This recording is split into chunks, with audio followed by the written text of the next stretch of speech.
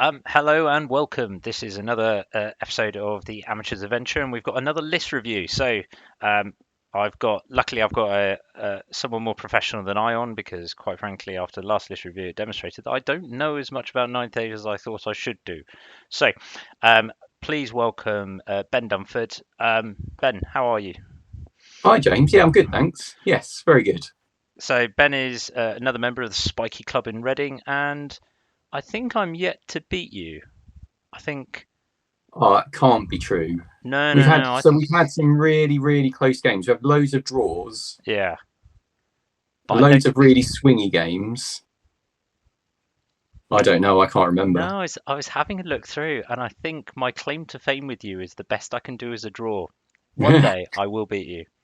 But without further ado, just if you give us a little bit about yourself, just for the wider viewers.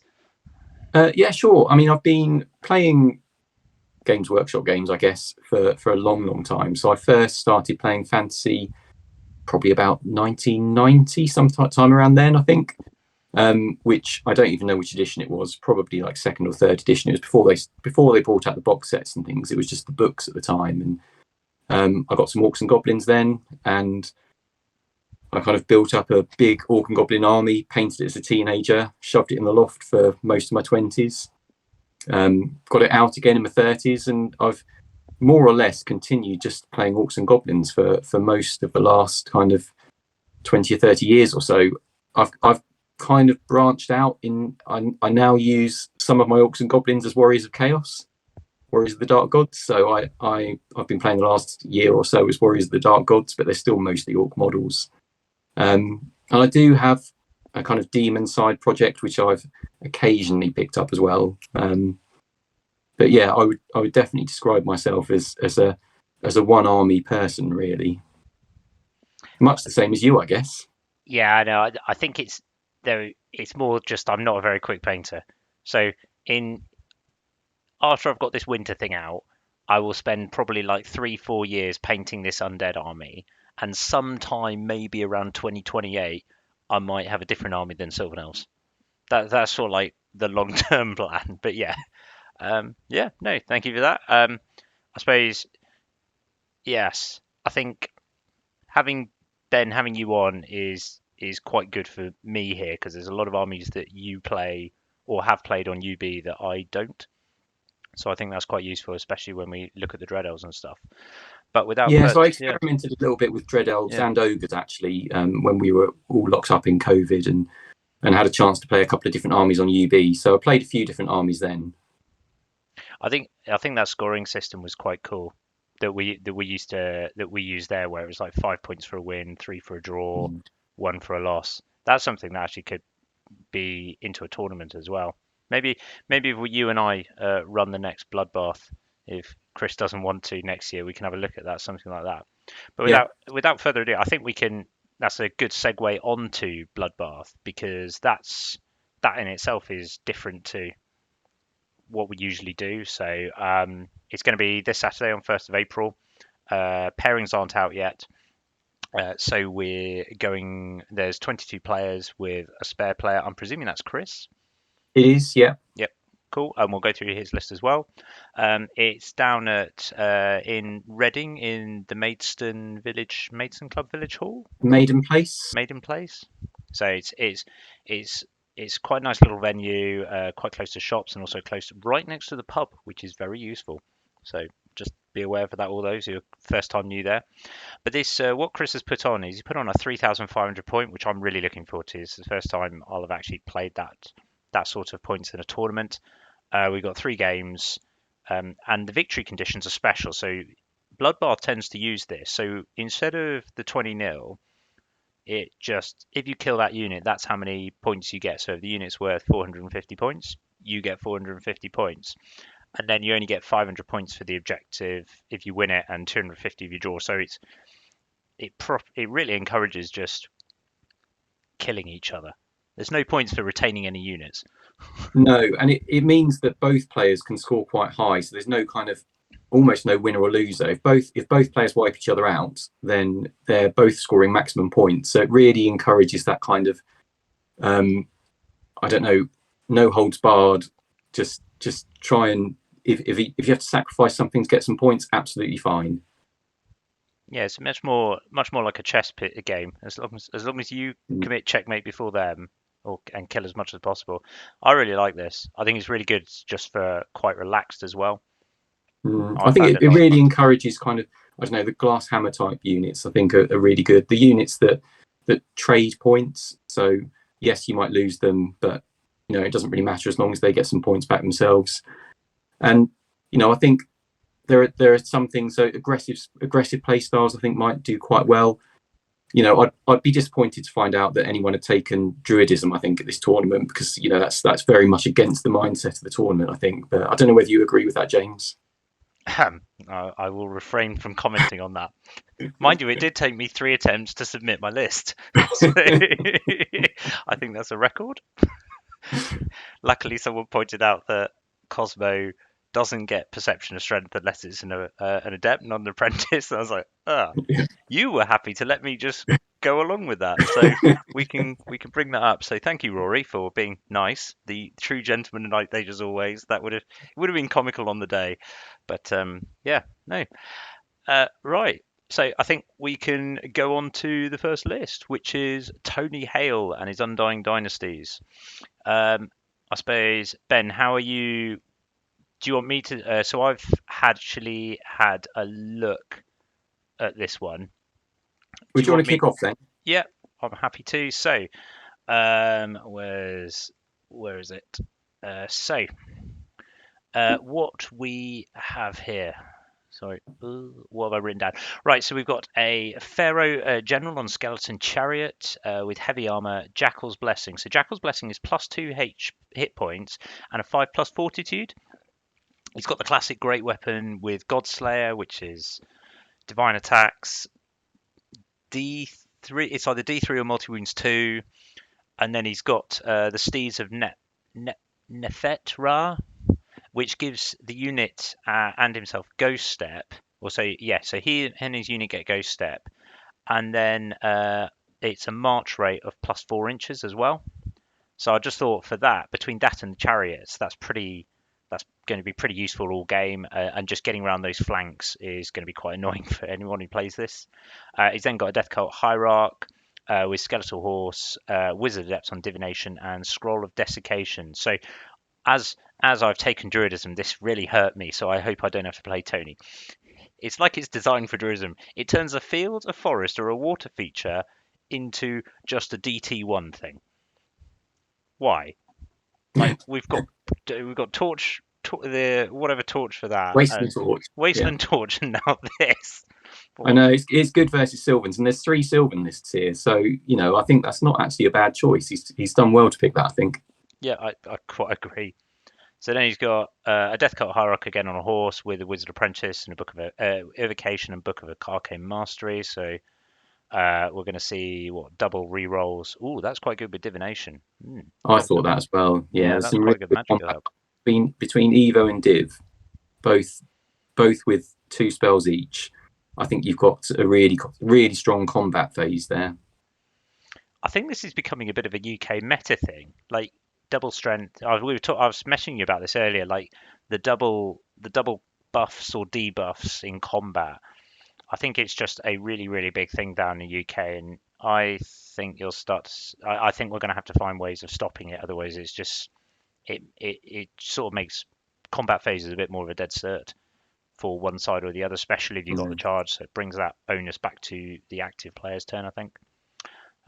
He's then got 7 skeletal chariots with Legion charioteers, so that's +1 strength on the charge, I think, and I think they are scoring. 10 skeleton cavalry to run around with those 2 Death Cult Hierarchs in. 5 skeleton scouts, 8 Shaptis with halberd and flaming standards, so no trolls ain't coming that way. And then 2 Colossus with paired weapons, so just quite tough in general. Ben, what are your first thoughts? So I really like this list. I think the magic setup's really nice. I think it's got 2 really hard blocks. So the Shabti obviously hit very hard. The chariots with the Pharaoh in could be a real nightmare because they're so fast. March 14, presumably they're light troops. They can just dance around as well, which just seems crazy for chariots. The only thing I can't quite work out, so his wizards are going to go in the big cavalry unit or the small unit of scouts. I'm not sure, but either way, he doesn't really have much chaff to make sure that the chariots get the charge. Is the only thought that I've got. But I think that once they do start getting into combat, I think the Colossus are really nasty. Two of those single models just dancing around with the two big blocks in the middle, kind of anchoring it. I could see Tony doing pretty well with this. So I was just looking up what the Legion Chariots are. So you lose light troops, but you gain scoring. Okay. But you get devastating charge, +1 strength, and fighting extra rank. So there'll be strength 5 impact hits on the charge. I think that's the big one. I don't think. Yeah. Yeah, I think that if they get charge on something, they're probably going through it because there's just so many impact hits, so many attacks with the Pharaoh as well. His multi-wounds is only versus Aegis, so it's not quite as dangerous for some of the dragons that are flying around. I'm glad I didn't take my avatar then. Yeah. But I still think that this has got a really good chance. I think the Colossus, as much as anything, both of them are going to be a nightmare for people just because they're single models and they hit really hard and they can just protect the flanks. I think it's a good list. Yeah, I like it. Plenty of mobile. The magic setup is really quite good. It's got a little bit of shooting as well, so and you can't go head to head with those. And I think it's got some good counter punches, especially if you can use the Shabti or the Colossus to fix somebody. Those chariots when they come in are just going to hurt. And I think it's really hard to tie down the Death Cult hierarchs. Yeah, for very little point in magic. So I think it's a good list. Probably in the scouts, I would guess. So they'll just be able to move around like light troops. And the Pharaoh is up to 6 HP. It's going to be hard work getting through him. How do you kill that? Flaming. Everything. Throw crap at it, it will die. So overall, and Tony's a good player as well. So overall, Tony, Ben and I like your list. This is a good one. So we hope this is Undying Dynasties returning and having a good day. I'd love to play it. I really like playing Undying Dynasties. Right. Ben, I think this is yours. This is James Root and Dread Elves. James Root returning from Canada. Saw him at Art of War and he's now back in the homeland. Yeah. So James has got a 940 point Warlock Outcast as his general, which at 3,500 points seems incredible to have a model that's that expensive and not a vampire count. Not something that's hugely fighty either. So I think reasonably fighty, but not really fighty. So he's a Warlock Outcast. He's on a dragon, obviously. He's a Wizard Master on Cosmo. Paired weapons, Hero's Heart. Siren's Scales, which is a bound spectral blades, and Obsidian Rock. He's got 10 Shadow Riders, full command, 16 auxiliaries with Champion Musician, another 16 auxiliaries with Champion Musician, 19 Obsidian Guard, Champion Musician, Repeater Battery, then 3 Raptor Chariots with Halberd, and 2 Hunting Chariots. So 5 chariots. I mean, overall, this feels like a real kind of counterpunch list. So he's got quite a bit of ranged threats with the auxiliaries and the Cosmo Mage and the Repeater Battery and the Hunting Chariots and the Shadow Riders. So there's a lot of ranged threat there. And if you want to come and get his points, which obviously with this setup, people are going to be trying to push forward to get the points, he's got 5 chariots and a dragon as the counterpunch, and the Obsidian Guard are no joke either. What shooting weapon does the Hunting Chariot have? Is it a low strength D3 and then it changes because it used to affect your movement, wasn't it? So it does affect your movement. It takes away Swift Stride if you get hit with it. I think it's now, I can't remember exactly. I think it's something like 3 shots. They're not multi-wounds. but yeah, I can't remember exactly what the rules are now. I'd have to check it out. Um, but they do take away Swift Stride, which is nice. I think it'll just chip away wounds, though. I think, which is the problem. And you can send them in as a chariot as well and do the impact hits. So what Yeah. it is missing is a BSP, which Yeah, well, that's more fun. no, I'm always slightly nervous with elven armies when you've got no BSB because especially dread elves and sylvan elves, I think, because Ah, does they it? Hang on, do stuff. doesn't the Obsidian Guard give you that reroll? So it does in a small bubble. So I think it's like a 6-inch bubble around the obsidian guard. But the chariots, I'd be surprised if all of the chariots are going to be sitting around there. They're probably going to be out on the flank a little bit. You probably get the auxiliaries in, and I don't know what the dragon's going to be doing, but the chariots could quite easily be picked off, and they are a bit of a panic threat to anything that's around them if you don't position them correctly. So it'll be interesting to see how it does. I think people are going to have to push at it, and they're going to have to take some impact hits when they do, and the dragon's obviously going to be coming after them as well. There are some lists here that I think won't mind taking the impact hits. You know, the vermin, they're just going to push them forwards and not care at all. Yeah, And the that'd be undead happening. probably the same. My goblin's probably the same. There's a few lists that aren't going to care about it too much, but there's lots of lists that are going to get hurt by all of that coming at them. I don't know. What do you think? So I like the dragon, but I think either you can deal with it, at which point it's not going to have as big an impact in the game, or you can't deal with it, and actually it's going to do a lot of it's just going to pick up points and cause a lot of problems. Because I think, let's say the very numerous armies like the empires, the orcs and goblins, and other stuff that's not undead, they're going to have to stop either ice and fire or um, unity and divergence. So it's going to have that impact. It's got a lot of shooting, but I I must admit, from Sylvan, I was expecting to see in my army. I'm not afraid of this because I outrange it. That's the one Mm. problem with it. Um, so I like the list. I think it's going to have problems. The one thing I would say about those armies that can suck it up, that's an awful lot of bolt throwers, like repeat bolt throwers in there. So I don't think your unit of 30 to 40 is going to be there at the end of one turn. I would love to see if all that shooting gets in range and can take a unit off. In one go. I think I mean, I I think think that's one of the things that you're going to have to watch with this list, and it will, if you don't know it's coming and you march into range, it will hurt. yeah. I mean, those auxiliaries at short range are lethal. Um, I like Cosmo on the dragon. I think it's a good way of getting a wound back. So I think that's a good choice. And I mean, Cosmo is very flexible. I think quite a few people have gone for Cosmo Masters, and I like that. I think it's a good choice.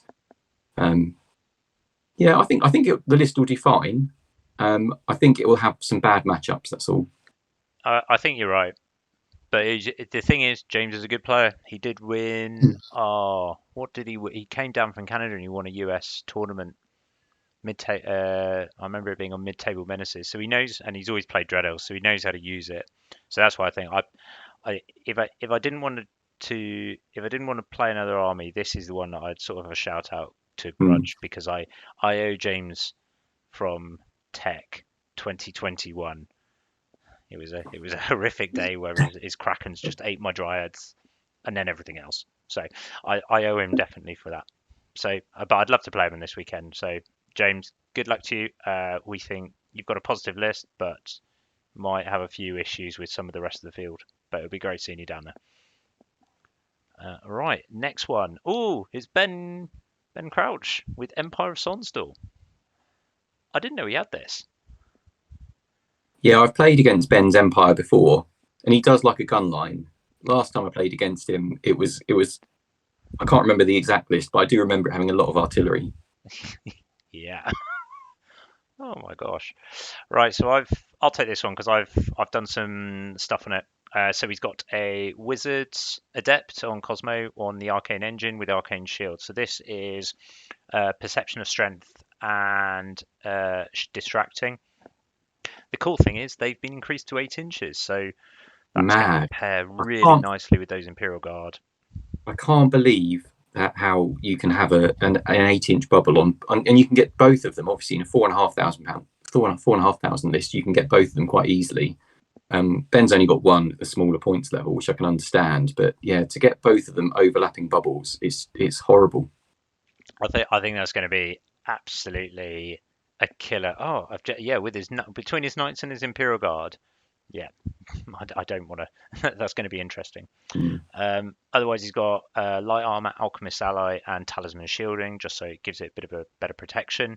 Because I've taken this off with Master of Earth in one go. Gotta love Master of Earth. Go Druidism. He's then got a prelate for those bound spells, and this is a general with a great weapon, plate armor with Imperial Seal. So what does Imperial Seal do? I did write that down. It's Imperial Seal is he gets +3 armor and +1 discipline. Okay, so he's basically got that discipline 9 bubble that's going to One be up good. armor. Yeah, so 1 up Mm. armor, and then the Winter Cloak. This is better. Gives it distracting and a 5+ Aegis or a 3+ for flaming. That's really good. Like distracting and 5+ Aegis. That's fantastic. So Although he's already going to be distracting because of the arcane engine, but yeah. yeah. Oh yeah. Okay, Ben. Question. We'll ask you about that on the weekend. Maybe it's just primarily for the +3 armor and Mm. keeps him alive for a bit longer. He's then got a martial BSB with black steel, which is +2 armor and fear, and then Crown of the Wizard King for that funky option. He's got an Inquisitor with Hammer of the Witches. Oh, I hate Inquisitors. Lethal strike and D3 wounds. It's just like a Tree Father and Dragon's worst nightmare. I mean, I think that's a really good choice because we've got quite a few big flying monsters here, yeah. and I don't have too much that's worried about it in my list, thankfully. But I think there's enough armies out there that will find him a real problem. Or like monstrous infantry that don't have Mm. that low, because monstrous infantry I've noticed like the Shaptis are res 4, so Shaptis won't like this, or like trolls are res 4, so you have that with flaming banner, something like that, and it's also 145 points. 145 points just seems crazy cheap for something that can do as much damage as it can do. Yeah, human power. Mm. I mean, it's better than an elf. It's really I really like the build. I think it's so cheap, and that spike potential just scares Mm. people. Might not even kill anything, but everyone's running away from it the entire time. He's then got 10 knightly orders with shield and cavalry pick with Stalker standard. Although he's got low strength with the cavalry pick, he has got that perception of strength, and potentially he could get Awaken the Beast as well with the Crown of the Wizard King. So you could see us Yeah. double strength with cavalry pick. That'll be interesting. He's got 17 light infantry with crossbow and marksman penance, so that's no punishment for march and shoot. I think. Sorry, not march and shoot, for stand and shoot. I think that's that one. And then you compare that as well with obviously the orders, so that's pretty good. You got 11 state militia with regulars just running around causing issues, taking off elves probably, and hopefully goblins. He's got 26 Imperial Guard with great weapons, so that will pair quite nicely with the distracting. 7 Imperial Rangers, and yeah, you aren't wrong. A mortar, a volley gun, and a rocketeer. I mean, Ben, that's a really good choice because there are tons of monsters coming around this in 3,500 points, and then 26 flagellants just for some flank protection. Um, it's a bit different, but I really like this list. I think it's going to be quite fun. Yeah, I can't quite work out whether this is a touch of genius or just madness because this is a tournament where you get rewarded for just taking stuff off. So it's pushing people towards very kind of combat focused lists. And Ben's almost gone completely against the grain and say, well, I'm not going to do that. I'm going to do the exact opposite. I'm going to take a really shooty gun line.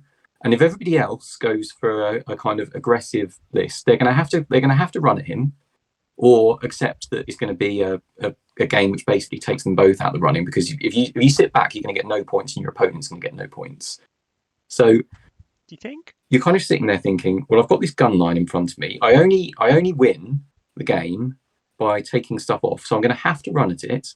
And to do that, I'm going to have to run through a mortar, a volley gun, a rocketeer, loads of crossbows, all the magic. So it's kind of a bit like a game of chicken. I think Ben's playing here. And if people run at it and get taken off, then he's doing really well. I It, I think if I think people he's got enough don't, how does shooting. he win games? Well, well, hopefully he hopes his artillery turns up. That's what he's good. Yeah, That's what he's saying. Can you use +1 can you use orders on artillery? I don't think you can. I don't know, to be honest. I don't think if they can do that, then I am I'm claiming that we need to nerf that. No, I think I think he's got some units there that can hem you in, so they can still advance up slowly. So I think this is going to be more your classic Napoleonic, where he's got his flagellants, his Imperial Guard, and the Knightly Orders sort of coming up, while his artillery is weakening you, and he's just taking a little bit of everything. Maybe a volley gun on a flank, and he just uses Rocketeer and Mortar to either take out the big things or go after your many units. You get So he's got to keep yeah. stuff kind of together to get the benefit of the distracting engine. So I don't think he can go too wide. And he does. If he goes forward too much, then stuff's going to get around the back and take off his artillery. But So I think yeah, that's where the volley gun goes. If he's clever with the volley gun, I think that's what you use the volley gun and the flagellants for, is just keep people a bit honest, and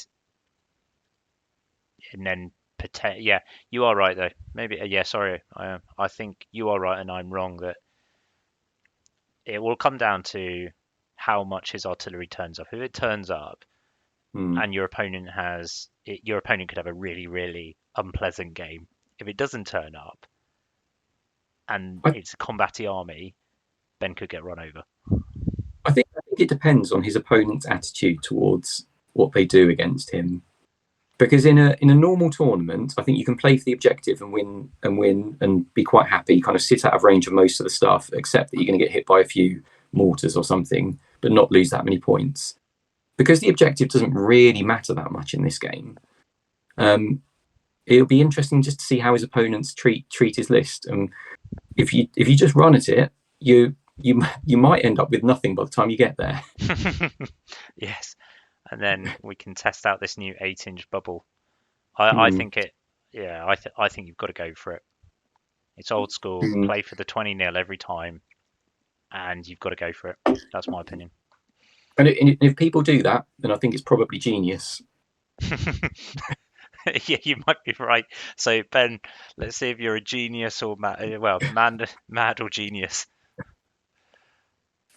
Right. Next one is Matthew Johnston and Vampire Covenant. Do you want me to take this? Yeah, if you want. So I've yes, yeah, please. So he's got a vampire count, who's the general with Dead Arise, an adept on Evo. He's got Destiny's Call, a great weapon, necromantic staff, Lamia, and commandment, which I can't remember what all of those things do. So Um, Lamia's distracting and something else. I'll work it out. But I do know commandment is so it offensive makes, skill I think it 6. makes all of his unit defense, or +2 defense or defense 6 or something like that. So It's I think you're defensive right. So 6, yeah. yeah, so I think whichever unit, which is going to be the skeletons essentially, the unit this vampire goes in is going to be defensive 6 and distracting, which is a really nasty combo. So I've just seen it. So the model is distracting and gets lightning reflexes. The unit's defensive and offensive skill for rank and fire models is set to 6. Yeah. Ugh. So probably hitting on 2s with lightning reflex. Does the model get lightning reflexes or Yeah, the it's whole just the unit? model. It's not the Yeah. unit. But I So think that the issue is that the defensive 6 with distracting probably means hitting on 5s against skeletons. no. Sorry. So only the vampire count gets lightning reflexes and distracting. Okay. Okay. But you aren't wrong, because the Court of the Damned lowers your offensive skill by 2. Yeah. So you could have. So I think you'll have the same thing anyway. I'm just bringing that up. This Well, might well still be, yeah, because unless you're quite high offensive, you are going to be hitting on fives, aren't you? yeah, no, that's what I mean. So I think Mm. it's going to happen anyway. So Court of the Damned is -2 agility and -2 defensive skill. So I don't think you'll be hitting on fives, but you'll certainly be. The skeletons will be hitting on twos. Well, so if you're -2 offensive and the skellies are defensive 6, Sorry, no, it's -2 defensive. So the skellies, if you're defensive, if okay, you're yeah, offensive 4, sorry, if you're defensive 4 or less, those skeletons are hitting you on yeah, twos if you're within range of the Court of the Damned. nasty.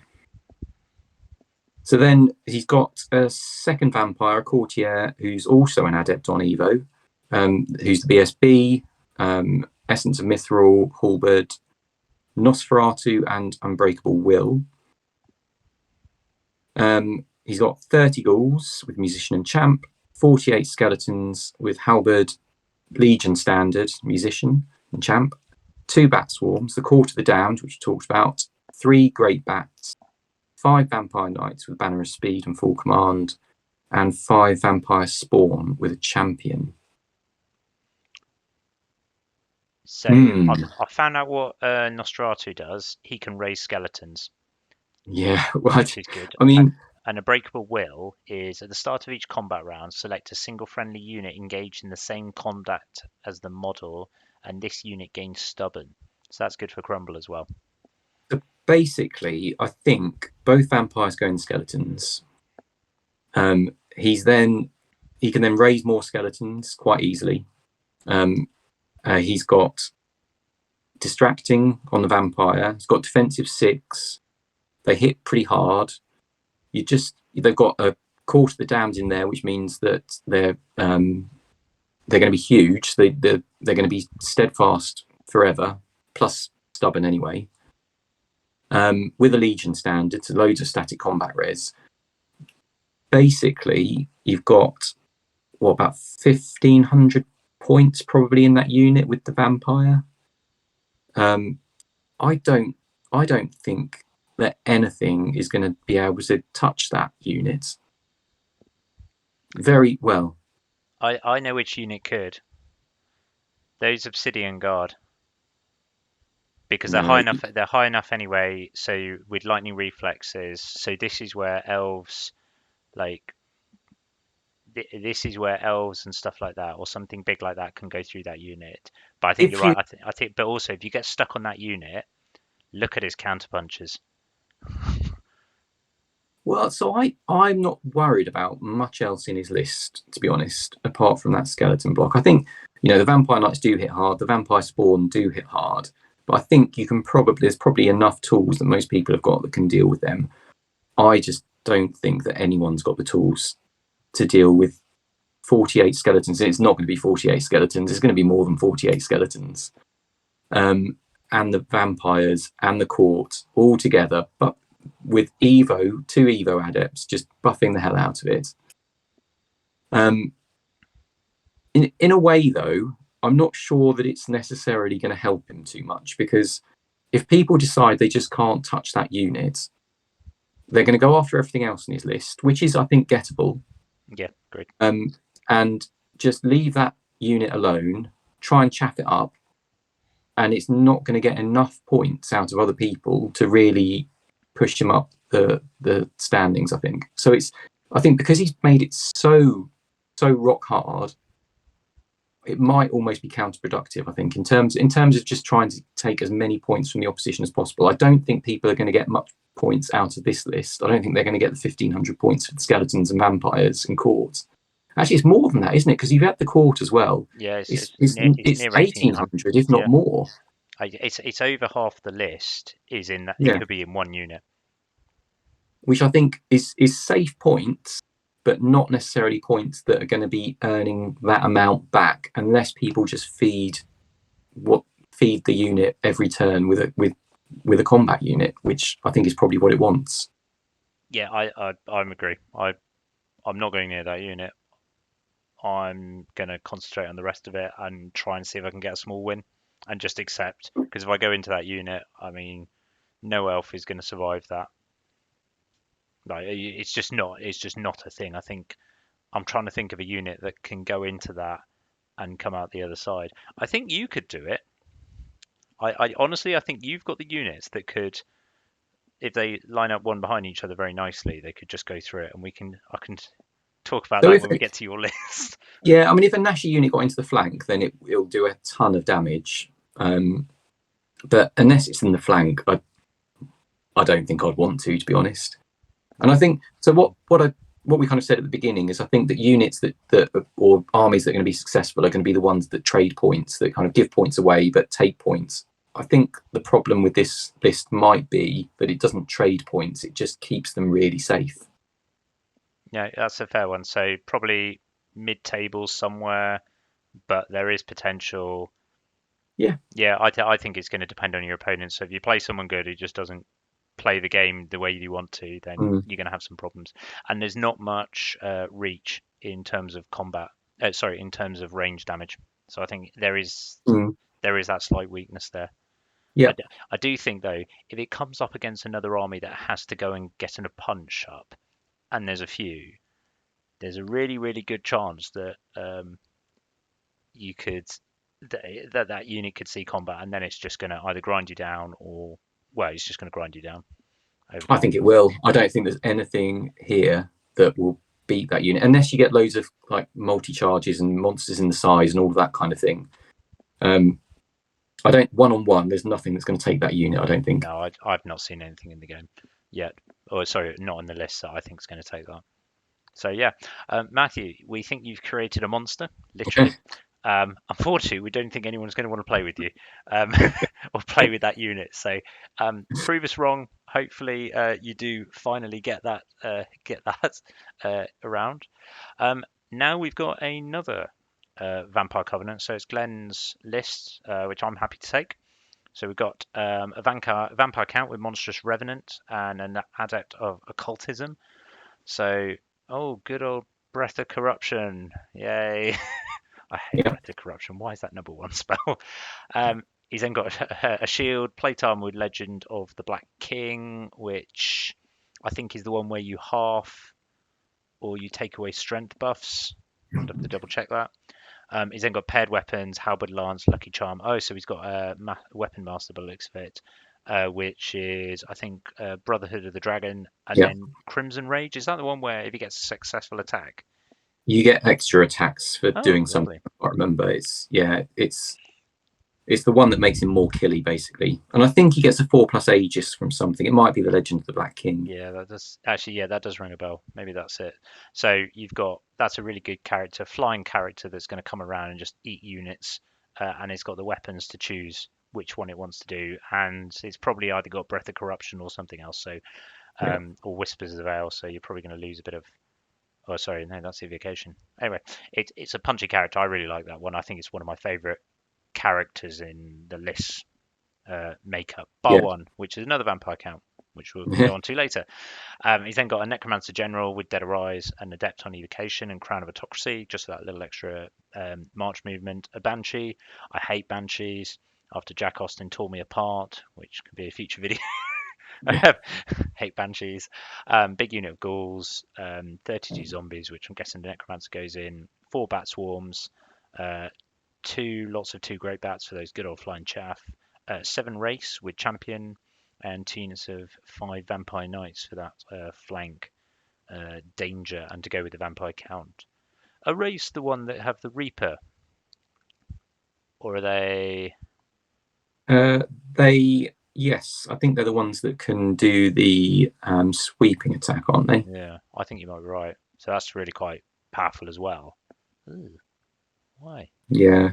And So don't underestimate the bat swarms either. They're really annoying. oh yeah, what is it? -1 offensive and defensive, or it's -2 or And something like that in the distracting, flank. something like that. I think you mostly hit them Oh, on 5s. They're, yeah, yeah, really annoying chaff. they're just pain. I really like them. I do think that running a unit of 10 of them is just comical. Yeah. Just yep, go on there, big line, hold everyone, and then map it up. Um, I really, I really like. I like the character. I'm not convinced by the rest of the list. I think it's lots of chaff, but I think if you can deal with the character, you can deal with the rest of the list. I think the wraiths, there's enough magical missiles. I Yeah. think that are probably going to just take the wraiths off, because we've got loads of Cosmo, fair amount of Pyro. I think there'll be enough that most people can probably take the wraiths off. I think, sorry, I was change that. I think because you could potentially use the race and the great bats as the chaff going forward. If you can do that and fix someone, and he gets the charge with those vampire knights, that actually potentially is a really strong punch. The problem is, I think, so I still think if you can hold that punch or just take off his chaff, it becomes a bit of a static thing where he relies on the vampire count to go and do the heavy lifting. So I agree. I think the vampire count's got a lot of work to do. I think he can do it. So it's a really nice build. He probably does need to get that vampire count into combat as much as possible, really, just to start winning points. I think the vampire knights will get some points as well, but I think there's things that will probably take them off eventually. Ghouls are a pretty good unit, but yeah, I think if the vampire count has a good game, then he's got a really good chance. Yeah, Glenn's a good player as well. I think. I think he's been using vampire counts recently. I remember. I think it was Masters Open where he took them there. But so I think he's. I do really like the list though. I just think if you can take off that chaff and fix the vampire knights, then all you've got to try and contain is the vampire count, or you just feed the Mm. vampire count chaff. Though that's difficult because Monster and Revenant flies. But if you can deal with the rest of the list and deal with those ghouls, you're in for a winner. But so Mm. I think, yeah, I think there's some risk with this list. But yeah, if that vampire count goes mental, you're not stopping him. But I think it's the right kind of list for this tournament. So it's the kind that does go out there and get points. So he can be fairly aggressive with the list. I think push it forwards and take some risks. I suppose, yeah, I think he's got little razors. yeah. Yeah, there's going to be what at least 3 razors there with Dead Arise. Am I wrong? Or is it just 2? I can never work out on vampire lists how many times they can raise stuff up. I always just ask. I think it's 2 with this list, so that might be a thing because everyone always, right, and lots of people always say you need at least 3, but when you look at the list, I mean, the Vampire Knights are quite well armored, so they're not taking that many wounds unless you've got something does, really big. So I does the I think vampire count? Can the vampire count raise as well then? yeah, but he can't raise past starting number, Okay. so he gets he can choose one of his spells as a raise. I'm pretty sure. Yeah, So true. he'll probably, I'm guessing, But he only has 2 spells. yeah. So I'm guessing it's either Breath of Corruption or Mm. and then Rise. So I think Yeah, yeah, I think. yeah. He might want the Aegis save as well. Oh, that's a good point. Can it take it to 3 Uh, plus? oh, I don't know. Yeah, true. He's already got 4 plus. Well, yeah, maybe. I don't know. Okay, we'll see. Anyway, Glenn can tell us what we've got wrong about this list, which we've been winging a little bit. I should have brought the thing up, but otherwise, yeah, Glenn, we really like your vampire count. So I think all the best to you. Next one is Tom Hayward. Wait, Tom is So I take another. Tom's list. Yeah, go on. But yeah, so Thomas B's first tournament. So Be gentle. he's got Infernal Dwarves. He's got a Prophet who's the Prophet of Asheruk, who's an adept on Pyro, Talisman of the Void, Lightning Band Braces. He's got a Lamassu Scholar with Magic Heirloom, a Vizier who's BSB, Blaze of Protection, a great weapon with Cleansing Light, Mask of Ages, and Luger's Dice. He's got 40 Vassal Levies, Spear and Shield, and Bow, full command and flaming standard. 16 Citadel Guard with Flintlock Axes, full command. 20 Shackled Slaves with paired weapons. 27 Immortals with Infernal Weapon, Flaming Standard, Musician Champ. And then he's got a Rocket Battery as an artillery piece. And he's got the Rocket Battery with the Kadim Titan as well. So 2 rocket batteries. So I think he's got 7 spells potentially. because the general's got 2 plus the lightning van braces. The Lamassu scholar gets either 3 or 4, depending what you give him. And I Looking at think what Prophet of Asheruk does, I think that's the 4+ save. Oh no, hang on. Regardless of chosen path, the model knows alchemical fire and blaze. Ooh, yes, you choose your attributes basically, oh which is that quite nice. And I think it's is always useful because they're 2 very different attributes. has he got any flaming standards? Yes. Yeah, he has. Yeah, Cleansing light, flaming standard, flaming standard. Sorry, that's my fault. I played him and I told him you need to take Prophet of Asheruk and just take flaming standards everywhere. So I do apologise for all his opponents. That's my fault. uh, but no, I like his list. Just you're not going to take off those immortals. They're going to probably have the vizier in, and if they ever catch any, sorry, I think this is a list that's similar to the other the vampire one with the big unit of skeletons. I think if you choose not to fight the immortals, you can take stuff off.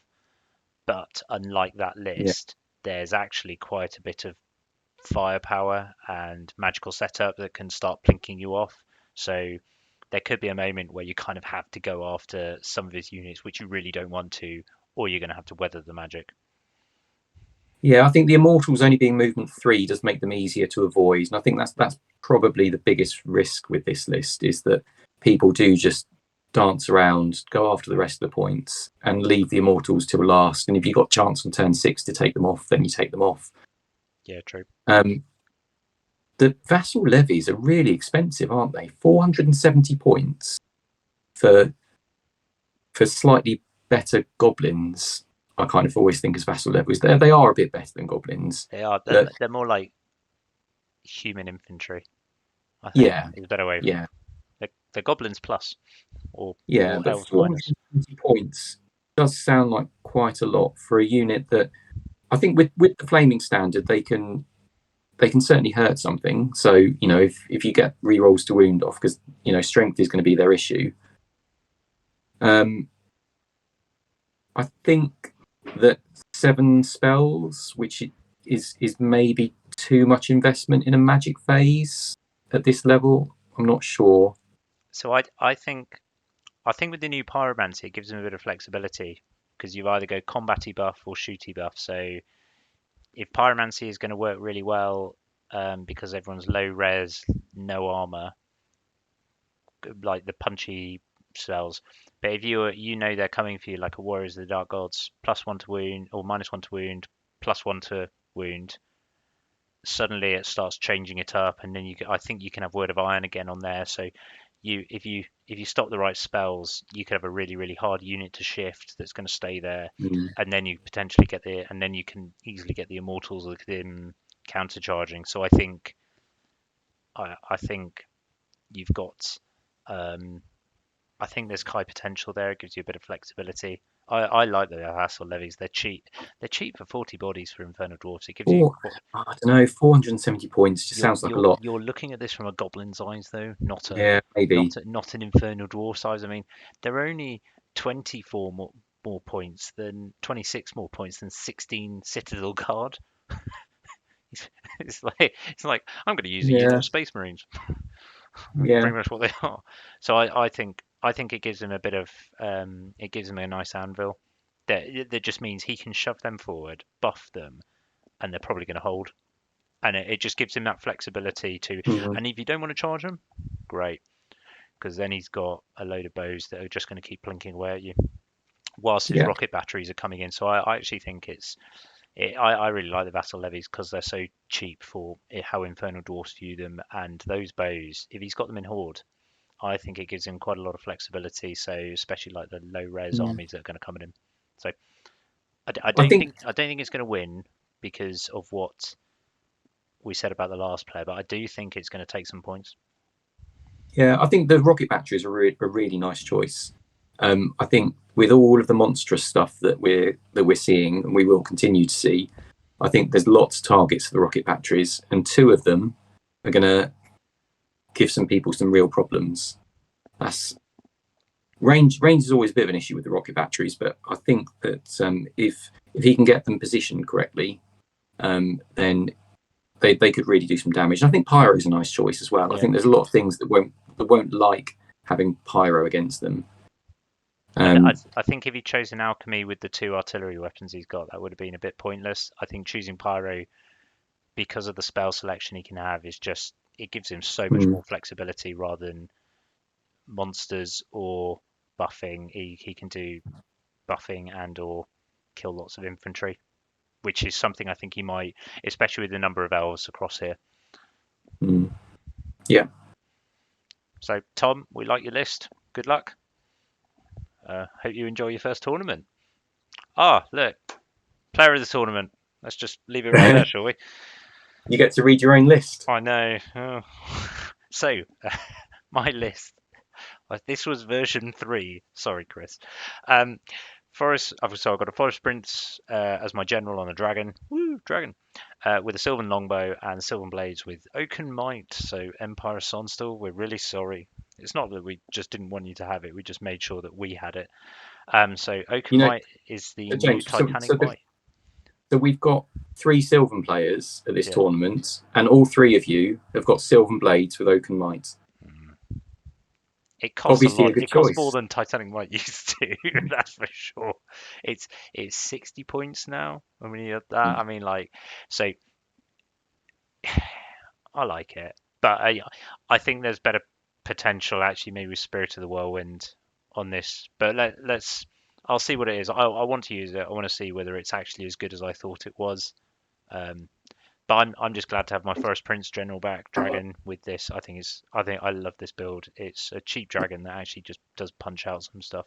Apart from one dragon later, which we'll pick out. With the Druid, I've also got a Druid Wizard Adept Cosmo with a Sylvan Longbow, Druid Wizard Apprentice Druidism. There's my Druidism with Sylvan Longbow and Book of Arcane Mastery, so I can bring some healing and something else, keep the dragon alive, and then a Druid Apprentice Shamanism for that, so I can get that double strength, heal, and some other bits. So I've got 4 spells. It's quite a lot of points in Magic, but double strength buff on those Blade Dancers. You've got 5 spells, James. 5 spells? How have I got 5 spells? You've got the Book of Arcane Mastery. Doesn't that give you an extra spell? Yeah, but I've only... Oh yeah, sorry. I really need to get better at this game. this is also like, I'm just gonna get right then. What have I taken in my list and what does it do? I've then got for 2 Heath Riders with Heath Hunters on musicians. I should have probably taken Banner of Discipline on them, but I want to see about musicians so I can just sit them really close to everyone, screw with everyone's march, whilst also not screwing with my march. 10 Sylvan Archers, just a bit of a bunker for the wizards. With Banner of Discipline because I have forgone a BSB. I never normally do this. As people who've played me know, my leadership and discipline tests have something to be desired of. So if you see my entire army running away, it's probably because I've rolled some pretty good rolls, or pretty bad rolls on them.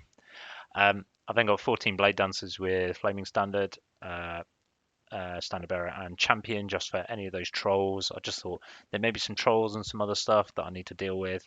I've got a Tree Father, and then 4 Kestrel Knights with Shield and Champion. My logic for the Kestrel Knights over Wild Huntsman was is just they're tougher and they're reliable, and I've started using them at 4,500 points. I think for 383 points, the Kestrel Knights, they're res 4, hard target 1, and 4+ save. And now with the new Druidism rules about just 4 hit points come back, I think, yeah, it's just such a more reliable unit.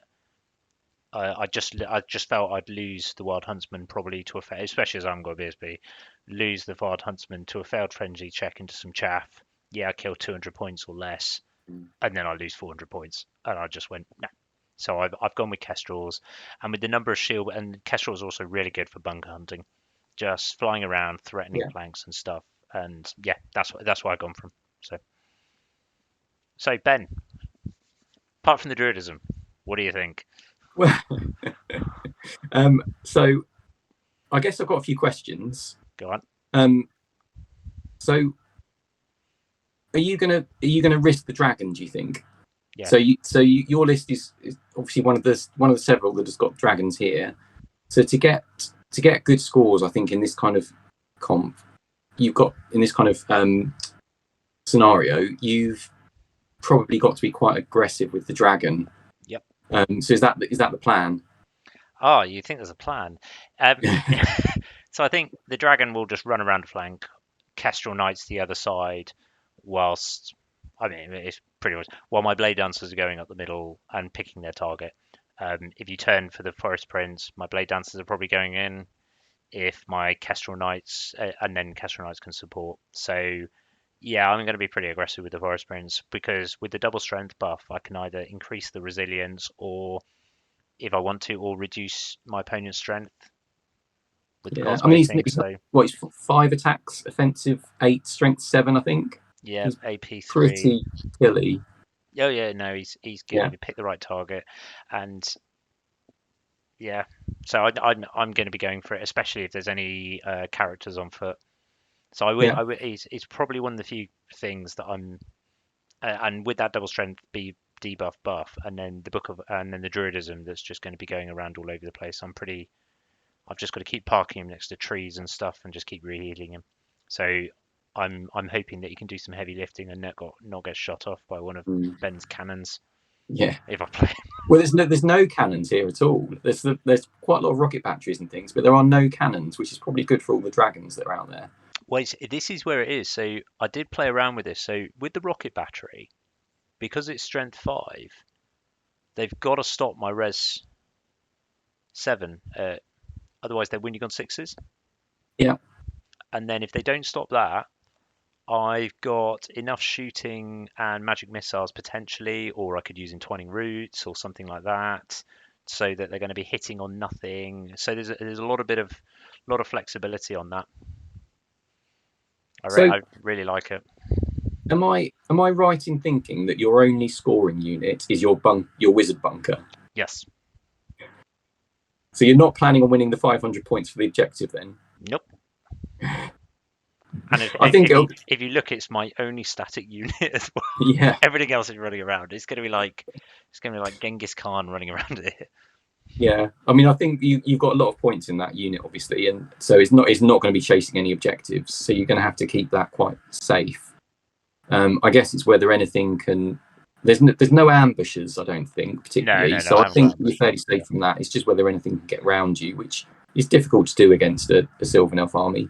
There's also The no the master shamanism, so hmm, the Heath Riders seem really expensive at 338. yeah, you got to remember though they are light troops, Feign Flight, Vanguard. They're strength 4, AP1, short range, so Mhm.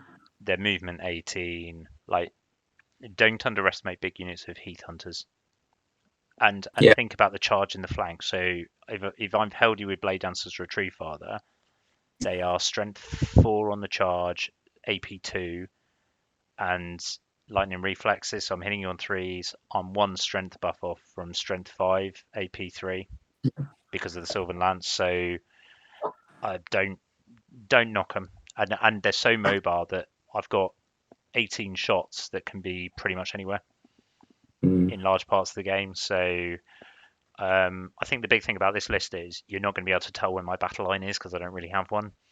yeah. You're going to have to try and I, ace with the Sylvan Archers, and if you're doing that, I'm probably countercharging you. Yeah, I mean, it's a really mobile list, isn't it? So the Yeah, Tree Father moves around, the Kestrel Knights move around, the Blade Dancers are quite mobile, the Dragons obviously very mobile. I think it's a nice list. I think you do well with it. I think the Druidism is obviously a bit of an anti-fun choice, but we can't.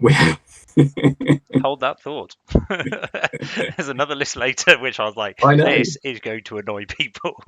Yeah. Anyway, no, so But no, I think you'll be fine, James. I think obviously, so a lot of our games have hinged on your discipline tests, and I think that might be true in this tournament as well. I know. So if you can roll well on your discipline tests, I think you'll probably be fine.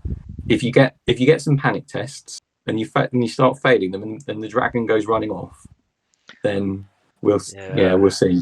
the dragon has form, especially with Heath Hunters. I did think Mhm. about it and I went, no, I'll take the risk. Why not? So, yeah, if you see my game over by turn 4, it's because everything's ran off as usual. Anyway, so if discipline tests aside, it's an okay list. Oh, all right, yeah. Now Jack Austin's. Now this, James, is a fun list. No, it's not. So Well, sorry, Jack's it on. is. It is a fun list actually. I really like this list. So Jack's on dwarves. He's got a king on the war throne with a rune of iron. So he's got 1-up armor. He's got a rune of destruction on a hand weapon. So that's multi wounds D3, and a rune of craftsmanship, which means it's a great weapon. So he's high strength, multi wounds. Not the killiest dwarf king you can build, but still very, very good. He's then got 3 dragon seekers, 20 greybeards with vanguard and full command. Oh no, not got a standard actually. 22 greybeards with musician and champ. 21 kingsguard with vanguard and standard bearer and champ. 2 lots of 20 seekers with vanguard and champ. So the 2 units of seekers vanguard, the kingsguard vanguard, 1 of the greybeard units vanguard, all of the dragon seekers vanguard. Basically, there's 1 unit of greybeards stuck at the back, wondering what happened to all of their mates because everything else is vanguarded turn 1. I think this is potentially a winner for the tournament. But it's one of the. Jack has designed a list perfect for this kind of thing. So I agree. I think he's looked at what the objective, what the pack is, and done exactly what we said at the start, which is built a list which just trades points really well. So yes, the seekers will die, but they'll take something down with them. The dragon seekers will die, but they'll take something down with them. Yep. The kingsguard probably, it's not easy to shift the kingsguard, but they do die. But they'll take something with them. He's going to be scoring a lot of points in every single game with this list. And you can't avoid it because it's all vanguarding. So I wouldn't want to be in Ben's shoes, I think, if I was facing this list, because you're not going to get much of a kind of a shooting phase before this hits home. No, and you've just got a ton of stuff which is going to be taking your stuff off. He'll lose stuff in the process, but it doesn't matter. His games will probably be over by about turn 4, but there won't be anything left, which is exactly what you want. No, agreed. I think, especially if this list gets refused flank, you're not going to have a fun game. They're going to be in your face, and then by turn 4, they're going to be through you. This is. I don't know. I think this list could be a lot of fun to play against still, because I think that it's not going to roll you over. It's going to lose points as much as it gets points. So I think this is good for him and good for his opponents. So I think whoever he plays is going to score reasonably highly as well. I could be wrong. I think there are some lists that are going to be better than others against this, but I think that for both him and his opponent, they're going to do quite well out of the games. The only thing is he's got no magic. Yeah, agreed. And that, I don't know. Dwarves don't need magic. The only magic I think you'd want on this is magic move, just to reinforce that sort of confusion. But I don't think it needs it. I think not taking it also means, because if he's spending a lot of time in combat, actually when you think about the games, he's going to want to keep rolling dice in the combat phase. So I think not having a magic phase to overcomplicate things also makes it really simple. And dwarf magic is a bit passive as well, so you're exactly. not losing out on all that much. No, I think all those units have got enough punch. I still think what I said in a comment to you when I read this list, this is about as subtle as a rugby prop forward. But I also think it's very good. I agree with you. I also think it's a really fun dwarf list. I'd love to see the 4,500 point version of this as well. I think this is just fun. I agree. It's fun to play against. I don't think this would do well in a 20-0 system, but I think it'll do well in this system. Yeah. So agreed. I think you've written a good list here. Anyway, so Jack, you're one of our favourites, and we love the list. So well done for that. Rory, nicest man in ninth age, and also the saviour of my weekend potentially. So, Ben, do you want to take this one because you actually play warriors? Yeah, sure. So he's on warriors. He's got a sorcerer general who's an adept on Evo, light armor with the Book of Arcane Mastery and Rod of Battle. So he's got 4 spells on on that sorcerer. He's got a second adept on occultism with magical heirloom, so 3 spells on that adept. So two sorcerers and 7 spells, which is quite nice. 15 warriors, halberd, envy, zealot's banner, full command. Then he's got a bunker of 15 barbs with full command, 5 chosen knights, gluttony, wasteland torch, and full command, which I'm sure will delight all of the Sylvan Elf players out there. 5 Feldrax, yes. banner of discipline and full command. A Forsaken one, which is interesting. I haven't seen one of those. I love it. Giant with a club and 5 flayers. That is an awful lot of spells for only 585 points. It is. It's a very efficient magic phase. I don't think you necessarily need 7 spells at this points level, but it's a very efficient way of getting 7 spells. He's not overspending on magic, I don't think. And especially because he doesn't need a BSB, that doesn't really need a general to give out discipline or anything. So, one of the sorcerers is his general. So it's not a huge investment in characters, which means that he's got plenty of points for lots of smashy crashy special choices, which is what he's done. Is effectively the chosen knights are pretty horrible. Gluttony means that there'll be strength 6 after the first combat, so chosen knights at strength 6 are pretty horrendous.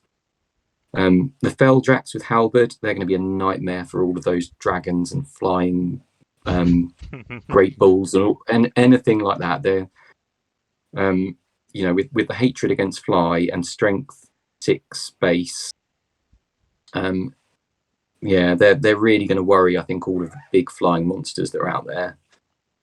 The Forsaken one's great at protecting a bunker, so just that random move stops anyone getting behind. I think that's nice. I love the Forsaken one. I think it's a really good. I think got a really good pick there. The Flayers are some of the best chaff there is. The only thing I'm not sure about is the warrior block with Envy and Zealot's banner. It's personal choice. There's so many options with warriors, but getting the swift stride on the warriors, I think it has a bigger impact if you give it to cavalry models.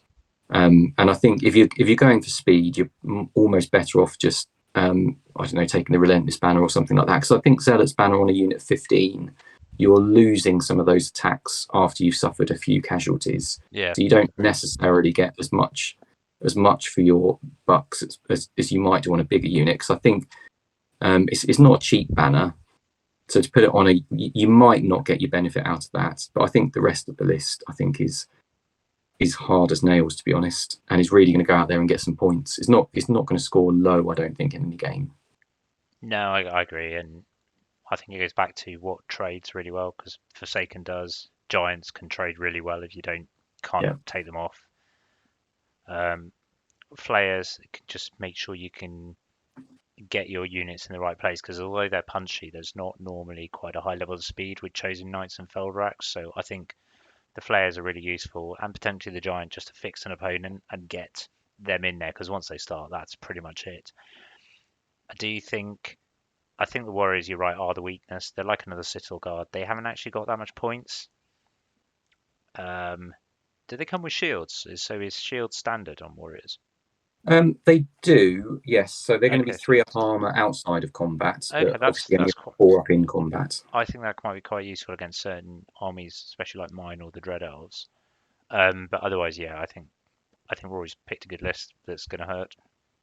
Yeah, the magic set are really nice. I mean, that'll just boost all of the combat output of the army, and there's a lot of things that just won't be able to cope with the chosen knights and the Feldrax and the Forsaken one all coming at you with combat buffs as well. Yep, agreed. So I think we can both agree. Good list. I think it's going to be one of those up there just because Rory's also a good player as well. Yeah. So I think if you don't know how to deal with the Forsaken one, there's high potential that just starts running amok for you. Just because it's random movement, to actually try and think about how that plays is quite complicated. Yeah. So yeah, yeah, I really like it, and I love the magic setup for the point. It's really points efficient. So yeah, that's another one. So Rory, best of luck.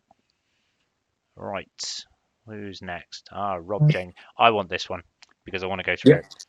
This should not be legal. I know. A I know. vampire count on a zombie dragon, wizard adept shamanism. Forget the rest of the list. This is what you are going to have to fight if you play this list. Just ignore the rest of it. This thing is going to come up to you and punch you in the face. You are wounding it in combat. So zombie dragon's got distracting, I think, or hard target. It's not distracting, is it? Better not be. Oh, we're going to have to double check that. I got a feeling it might be. It certainly used to be, didn't it? It was definitely hard target fortitude. So what are we saying, people? Course of towns. No, I want to know zombie dragon. Yes, zombie dragon is distracting. Oh, Who thought this one up? Why a distracting model that can only be wounded on a 5+? What is that? So, okay, so and then Mysteries of the Night is what is Mysteries of the Night? Is this the one where it's like Mysteries of the Night? This is the one where it's the model's path access. Oh yeah, it's replaced with Cosmo Shamanism or Witchcraft. Okay, yeah. mm, So, yeah. So it's got Obsidian Rock as well. So you're not like magic missiling this thing off as well. So with Necromantic Staff, it's a lot of points. If anyone manages to kill this model, they deserve a prize. yeah. Like absolutely, it should be like who can kill Rob Jenkins' vampire count? Well done. Like 10,000 points. Have it. I will be shocked if this thing dies at all, unless it's going to be Ben's gunline. That's my only thought on this. I just don't know how you're going to kill this thing in combat Mm, with between heals and that. All right, the rest of the list that you just sort of don't really mind about. He's then got a vampire count, which is the actual general. So wizard apprentice Evo with light armor, essence missile, paired weapon, shield breaker, von Carstein, and stormcaller. So stormcallers.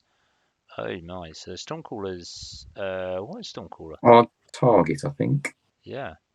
So I think it's hard target to the unit as well, isn't it? Yeah, it's a bubble hard target. And Von Carstein is commanding presence plus 6 inch and rally around the flag plus 6 inches, so that's really good as well. So that just makes it easier to march all his 3 skeleton blocks around, which he has. So 3 skeleton blocks, all with Legion banner, Legion standard and full command, with two of them with spears. He's then got a unit of 4 bat swarms, 2 altars of undeath, so they're going to sit behind the skeletons and slowly kill you over time between shoot it between magic missiles and their weapon that can shoot into combat. Cadaver wagon to give everyone a 5+ fortitude. What else does the cadaver wagon do? Because I think it does something else, doesn't it? I can't remember, to be honest. Oh, cadaver wagon. Sorry, I'll just quickly go round. So, or yeah, no, it's just all rank and file model within 6 inches gain 4+4. It gave 6+ fortitude. Yeah, Oh yeah, and so in addition, rank and file models in friendly units that count towards core within 6 inches gain fortitude +1 in their first round of combat. So those skeletons are 5+ fortitude. Mm, So he's going to sit there with his skeletons whilst his dragon just goes around killing everything. And when you get them, the skeletons are going to hold, and the altar of death are going to kill you slowly. yeah, And that's it. basically. I think the altars of undeath are a really nice choice at low points because it's one of those things that doesn't scale particularly well or scales very well in I guess you could look at it in the at lower points. I think it does exactly the same amount of damage as it does at higher points. It would do more damage to your opponent's army relatively at this points level than it would at another. And I think it's a really good choice. I think that whilst the vampire count is a problem, I think the altars of undeath are just as much of a problem for a lot of people. And if he gets through to turn 6, then he's going to be doing really well because Yeah. they're going to cause so much of a problem because people are going to have to come at him because of the that's how you earn your points. And basically, I think that playing against this list is a race against time because he's going to be raising up skeletons. because that's what Nosferatu does. So he's going to be building those units of skeletons right up, and the altars are just going to be slowly killing you and killing you. If you can get to the altars before they do too much damage, then you do fine. But if you don't, I think that come turn 6, he's just going to be taking stuff off. And I don't understand how you can get a kill the dragon. Therefore, I think you have to take points. You have to go through those skeleton units. Yeah. So I think, and you've got to pick the one, which how do you stop the one that hasn't been buffed as well? Like, I would love to see Jack's dwarves go against this list, because I think that it would give it a real problem. Yeah. I think they'd be in your face straight away with the dragon seekers are a problem for the dragon and everything. I think. Well, I'm guessing so. They're dragon seekers. They should be. But it's you can't wound it on better than 5+, and it's cost distracting. If it casts a spell, so it's only got 2 spells, 2 shamanism spells, it should get one off. But yeah, I don't know. I think that the dwarves could probably take it, but I think there's a lot of armies out here that won't like it at all. And because you've got to go for it, you can't just avoid the altars. I think you've got to go for them. If you don't get them quickly, they're a problem. Yeah, my dragon and Kestrel Knights are going to have to do some work in this game. I do think the only thing is he's only got one. Oh no, he's got necromantic staff, and he can take. Oh no, he's got necromantic staff. So this is the one issue. He has to gain the benefits of shamanism. He really has to take 2 spells. So therefore, he's got to take the necromantic staff. So that's his one raise. So as he's going forward, there's only one of them that's raising skeletons. So as he's coming forward, you just stop that spell. So you don't. So he doesn't get more skeletons. So that's yeah. And then when he's in combat, you've kind of got to fix the dragon to stop him raising, because if he ever doesn't do a 5+ on the dragon, they're not actually that's not going to survive that long. I mean, it's only a 3+ thing with a distracting. There's a lot of combaty armies that could grind this down. Okay, so I think I would have, the only change I would have made is I'd have taken the vampire count off the general. I'd have put the general on the dragon and just accepted the risk, and I'd have a load of necromancers just as raising wagons, and just keep raising in front of the skeletons just to big their units up, because I think 25 is not big enough. I think a big punchy unit like Obsidian Guard, Blade Dancers, Wild Huntsmen, all the Chosen Knights, Veldrax, they have the potential to crumble that in one round. Yeah, I think this is a more fun even with the fortitude. I think that would be, I think that would probably be a more effective but less fun build. You don't want to be playing against an army that just keeps raising back and raising back. Yeah, true. So overall, I think what Rob has created is another monster. That vampire count is just scary, and I just think don't even bother trying to fight it unless this is one of the reasons why I think Binding Scrolls are going to come back into the UK meta. Between this and double buff debuffs things, it's just going to become a little bit of a thing. Even one of them can just restrict a magic phase at the right moment and gives you that advantage. But like, how do you kill that if you get that 5+ thing off? I mean, with the raises, it's just not happening. No, just not a thing. Anyway, Rob, we really like your list. This is another one. So between this and Jack, I think, and probably Tony Hales, actually, I think these are some of the big ones I've seen at the moment. Obviously, myself is going to run away with it, but we'll let that one go. Right, should we move on to Joe's? Yep. I did have a look at the Hobgoblins earlier. I had a bit of a look at the book, because at the moment I had no idea what it did. So I made a few notes. So he's on Hobgoblins. He's got the Satrap, who's a general on a bear dog, with elemental plate, a bow, a great weapon with wicked serrations, and breath of the brass bull. So he gets hatred. He's got 4 Aegis in combat, lightning reflexes, +1 attack, and he gives out -1 res and -1 attack if he hits successfully. He's got a breath weapon. Just for that turn. No, I think it's just for that turn. And he's got a breath weapon. and he's got 4 HP as well, which helps. And he's got another satrap who's an archery commander, BSB with the Legion standard, Ghostly Guard, bow, and Zartosht's chains, which means you're on -2 defense and you get a minimized flee roll. He's got a Hobgoblin Conjurer Wizard Master on Pyro with the Crystal Ball, which I think is really nice. Yeah, There's the Hob Saravan for 50 points with a great weapon. I'm not quite sure I understand why or what it does, but it's just a really cheap character that has to go in the unit. Gives out some high strength attacks, I guess. Yeah. Then 34 Hob levies with Spear and Shield, full command Legion standard. Another 20 Hob levies with Shield, Bow, Legion standard.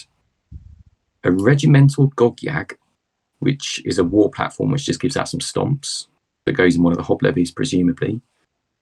10 auxiliaries with slingers, another 10 auxiliaries with slingers, 17 cataphracts with Banner of Speed. They're the weapon master ones. Yeah. They've got res 3 and a 2-up armor save.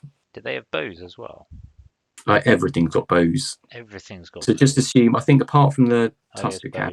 Oh, and they've got Iron Rain, haven't they? So Iron Rain's that if they're in the flank or the rear, they get +1 to hit, +1 AP. Yeah. Or so I think apart from the Tusker Cav, which are the next ones, which are the Ogre Cav effectively, everything has got bows. And then he's got 3 Sky Mountain emissaries, which are large cav, which are kind of like the bombardiers that the ogres have got. Okay. But they are cavalry. 20 and then 2 ballistas. AP2, quick to fire. Are they march? They're not march and shoot, are they? No, so they're gonna struggle to hit, I think, which is the same as any ogre bombardier unit as well. It's always the problem, but they are nice. I mean, they'll do some damage. I mean, the trouble is there's so much shooting in this army that that you're definitely going to be taking some damage. So from that point of view, I think it's quite nice. It should get some points. Yeah, I think the problem with all of the auxiliary books is that they probably are a bit weaker than the other books. And I mean, Joe will know that. He's played them before. I've played against the Hobgoblins before, and they probably do feel a bit weaker than some of the other books. But I think that the Master on Pyro is a really nice choice. I think there's plenty of armies that won't like coming up against a Pyro Master. Me being one. Yeah. The other 2 Sylvan elves being the other 2. Yeah, the Vermin ones. I mean, we're going to see some Ignifier Grenadiers coming up. They definitely don't like Pyro. No, true. My list doesn't like Pyro. So, yeah, I think there's plenty to not care about Pyro. Yeah, I think a Master, though, with the hits, however many models in the unit, does still hurt. Yeah, true. I do like the list. I think the ballistas are quite nice as well, actually. I think with the monsters we've seen, and actually even it gives him a bit of AP. So even like Chosen Knights or Feldrax, they're not going to want to get hit by those ballistas. So even they hit, that's going to hurt them. Yeah, the ballistas actually have got plenty to shoot at, haven't they? So I think it's not going to be pleasant for them. Yeah, and I think people just won't necessarily understand what the army does. So there's always a bit of a benefit, I think, in that you can catch people out maybe. Yeah. I just think it's not got the combat. So he's relying on those hob levies to hold. If they break, or that hobby levy unit breaks, he's in trouble. And I think he's relying on the shooting to do a lot. Now either the shooting is going to do loads and do enough so that he can take it off, or it's not, and he's got a real problem. Yeah, I think the difficulty might be is if he spreads his damage around too much, he won't actually get that many points. He's going to need to focus fire to take some points, and that that might mean that something gets undamaged into his line, which could be a problem. I mean, and it's all quite short range shooting, apart from the ballistas and the magic. It's bows and 24 inches and less, so like short range shooting is good.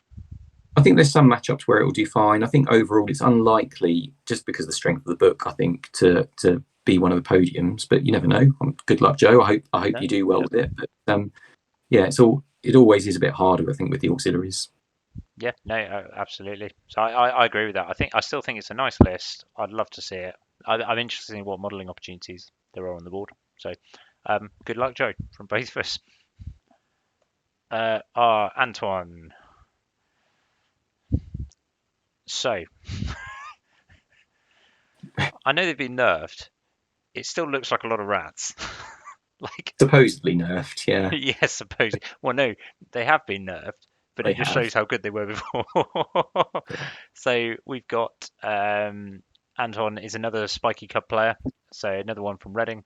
Uh, so he's got a Swarm Priest, Wizard Adept with Witchcraft, and Lightning Van Braces with Holy Triumvirate. So that's the one where he gets to choose any of the spells, isn't it? And then he gets the Yeah, Silesian Pantheon. that's just the magic law that you can choose. Okay. And then he's got Swarm Priest, Wizard Adept with Thaumaturgy, Holy Triumvirate, and Silesian Paladin. So we're going to see whether it's Wrath of God or -1 rares and stuff like that. Great. He's got a House Prefect with a Deep Fire Thrower, and Orator's Toga and Scorchit Alchemist. I have no That idea what. allows him to take the deep fire thrower. Say again, sorry. That just allows him to take the deep fire thrower, basically. Right, okay. And what, like the Rakachit Technocrat allows him to take the rotary gun. So, Yeah, and the Cowl of the Apostate is like another third one of the Holy Triumvirate, isn't it? yeah, Or something like that. yeah. So we've got another deep fire thrower and a rotary gun, even on top of everything else. And then he's got the Vermin Senator General with Obsidian Rock and Orator's Toga just for that bit of more discipline. So lots of cheap characters, so good magic, and just with the usual painful amount of shooting and stuff like that. So once you think you've got through it all and you're into combat, then it really does hurt you. He's got a big unit of Vermin Legionnaires with Spear, Full Command, and Eagle Standard just to get that discipline bubble. 2 units of 15 elites with bow, champion, so full command and eagle stand in one, and just standard bearer musician, eagle stand in the other. He's got a unit of 20 giant rats as chaff, 6 Mamilla brutes with halberd, paired weapons, and shield champion with full command and eagle standard and aether icon. The Mamilla brutes are brutal. I suppose clues in the name, but that's a tough unit. Not quite mercenary veterans, but I think they're like ogre plus kind of things. They're pretty good, yeah. Yeah, I'm more scared of them than the Fetus Brutes, if I'm honest, just because the armor and their Yeah, weapons. I would be more scared though of the next unit. Oh yeah. And a big unit of Black Fur veterans, pretty standard now, with Blood Fur Praetorians, full command, Eagle Stand and Ether Icon. What do the Blood Fur veterans do? I don't know. So these are the elite rats, but because the Bloodfur Praetorians, they're even more elite. So they've got great weapons, lightning reflexes. So they're mostly hitting first against elves. They might not be, but against most things they're going to be hitting first, hitting really hard with an absolute ton of attacks. And then when you're hitting back against them, you're still getting the half wounds. Why are they allowed to be in core? They're not in core; they're in special. Are they? So because they're the Bloodfur Praetorian, they're in special. Okay. Oh yeah, special. I think this is the best unit in the book. I think now that they've nerfed the shooting slightly, you're going to see more combat-y vermin lists, and the Black Fur veterans. Because you're taking half wounds when you're attacking them, and they've got high static combat res if they go into ranks, or they just go into horde formation, and then they're doing just as much damage to you as you're doing to them, but they don't get it halved. So to actually do more to win a combat against them is really, really difficult. And you've got magic buffing them as well. But so I think that they are a deceptively nasty unit, and it's really difficult to beat them. I will be shooting at them straight away with res 2, but offensive 4.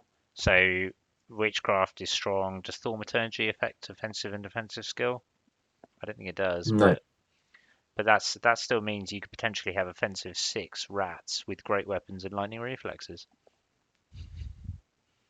Yay! Yeah, I had a game against Antoine a couple of weeks ago, and he took 30 Black Fur veterans with the Blood Fur Praetorian upgrade. And I got lucky and just about ground them out with a chosen lord and a full unit of chosen knights, just with a little bit of luck, and that was just 30 of them. So now he's upped it to 42. I think they are going to be brutal.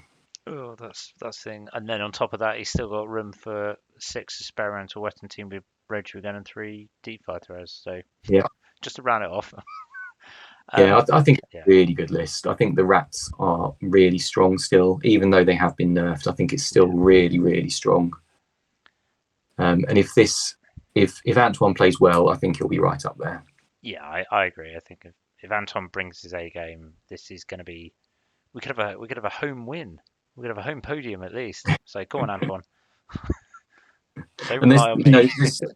there's a lot of very blocky armies at this tournament. That I think the Flamers. He's got 4 Flamers. That I think that they could really do quite well. No, agreed. I think the only thing you might have trouble with is the flying monsters and some of those things. So I think there is Yeah, potential that he could get caught out somewhere there. So I think he's going to have to be quite careful. I think the rotary guns are going to be quite. I think he's going to have to be quite careful about where he puts his black furs and some of his smaller units, which you could undo this army quite quickly if you get into yeah. their flank. I They think don't there's like quite a lot fear. of lateral movement. Yeah, and anything that causes fear is a bit of a problem for Vermin. But So like all the undead, and there's quite a lot. There's like 4 armies at this thing that are Vampire yeah, Council UD. So I think there's some risk here for Antoine, and that's the only thing. yeah. But otherwise, it's Vermin Swarm, so it's probably okay. Damn those rats! Ah, David.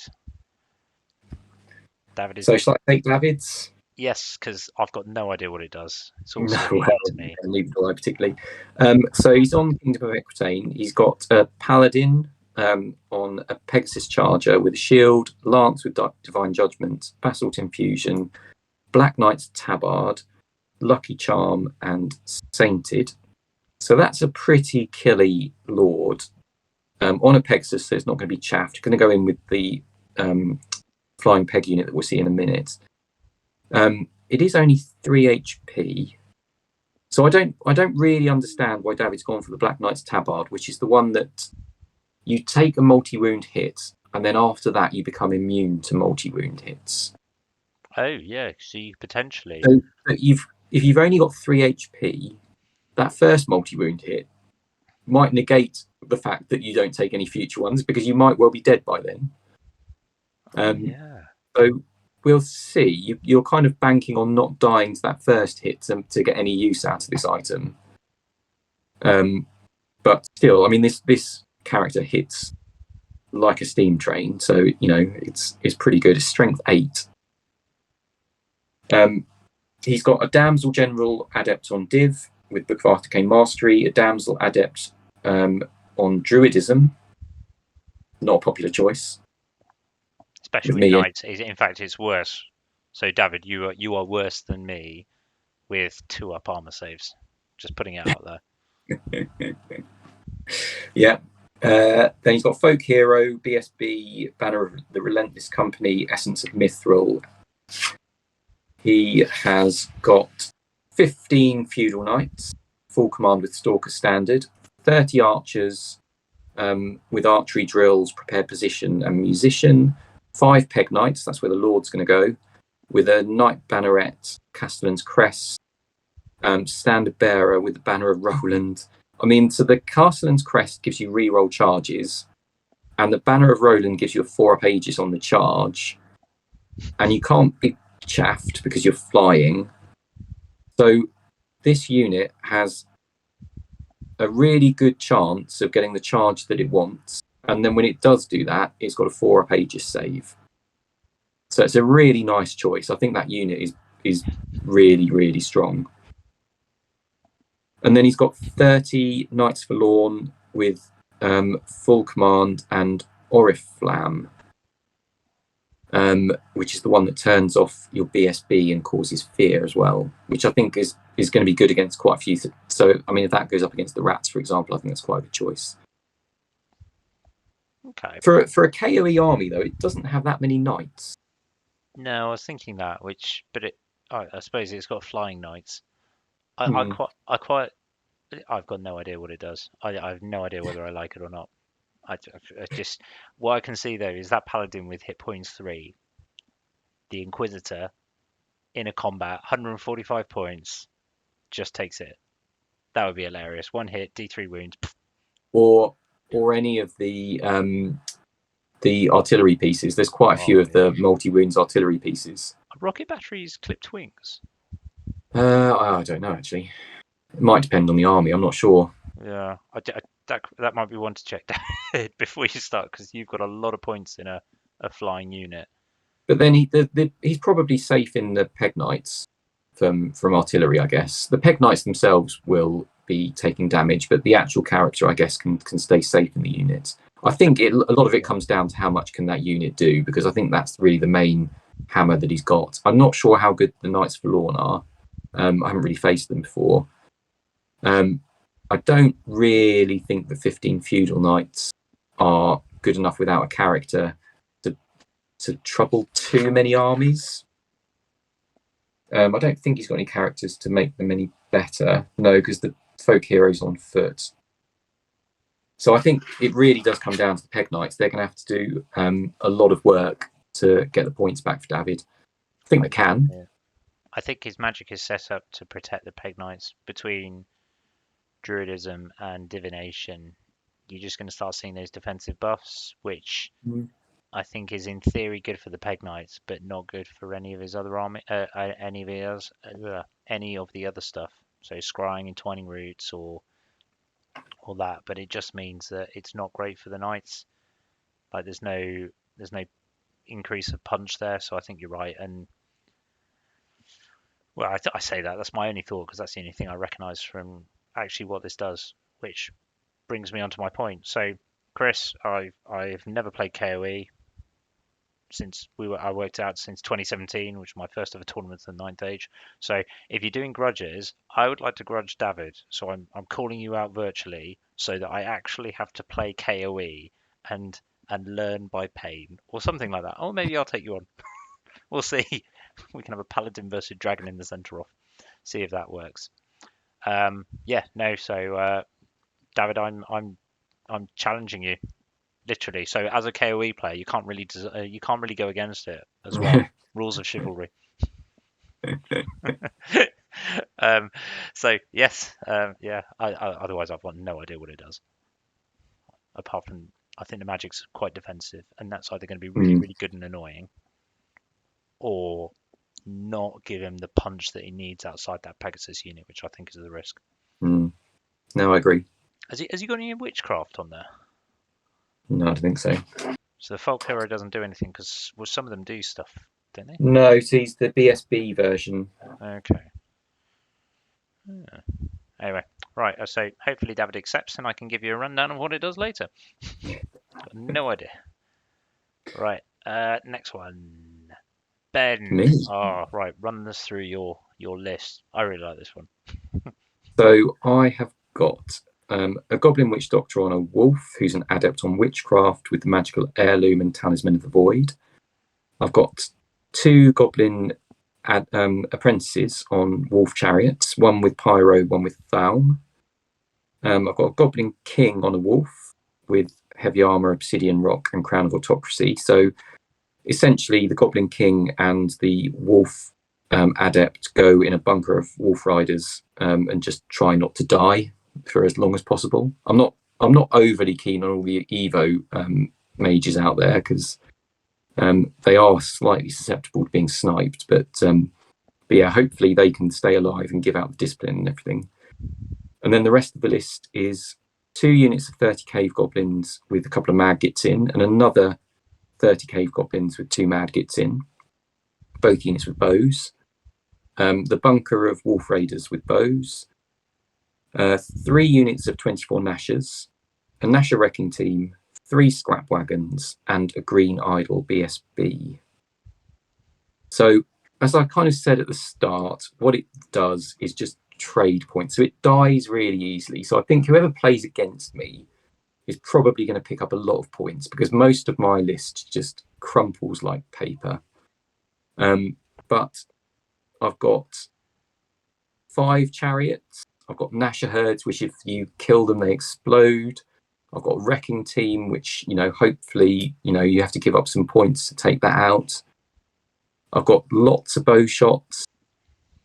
I've got the wizards that I can throw into combat if I need to on the chariots. Got a couple of magic missiles in Pyro and Thalm. And then the witchcraft adept, just in case I come up against elves and I need to lower the agility so that the Gnashers actually get to strike. They're quite high agility, aren't they? Agility 4. Okay, so 5 on the charge. Yeah, you're gonna need to. Well, you'd hit at the same time against most elves, apart from like the elite ones. Yeah, if I get the charge, yeah. Yeah. But Gnashers have to go first, otherwise they're just no good. So I can either do the agility debuff, or I can do wheel turns and just keep them alive. There's quite a lot of spears out there actually. I noticed between like ID and other stuff. So yeah, that might come in quite a lot of handy actually. Yeah. So what do you think, James? I really like the 3 units of Gnasher herd. I still remember a game where you brought 3 units of 40. Still gave me, it was 3 units of 40. Gave me nightmares. Just ran over my army, quite frankly. Nothing ran away. Nothing had time to run away. It just got eaten. My only thing with it is certain armies I think you're going to struggle with because they're going to have enough magic and shooting to really hurt your units, and you have the potential to get quite bunged up. There's a lot of chariots there. There's a lot of So I think it actually looks very much like an old Persian army. So you're going to have the chariots come.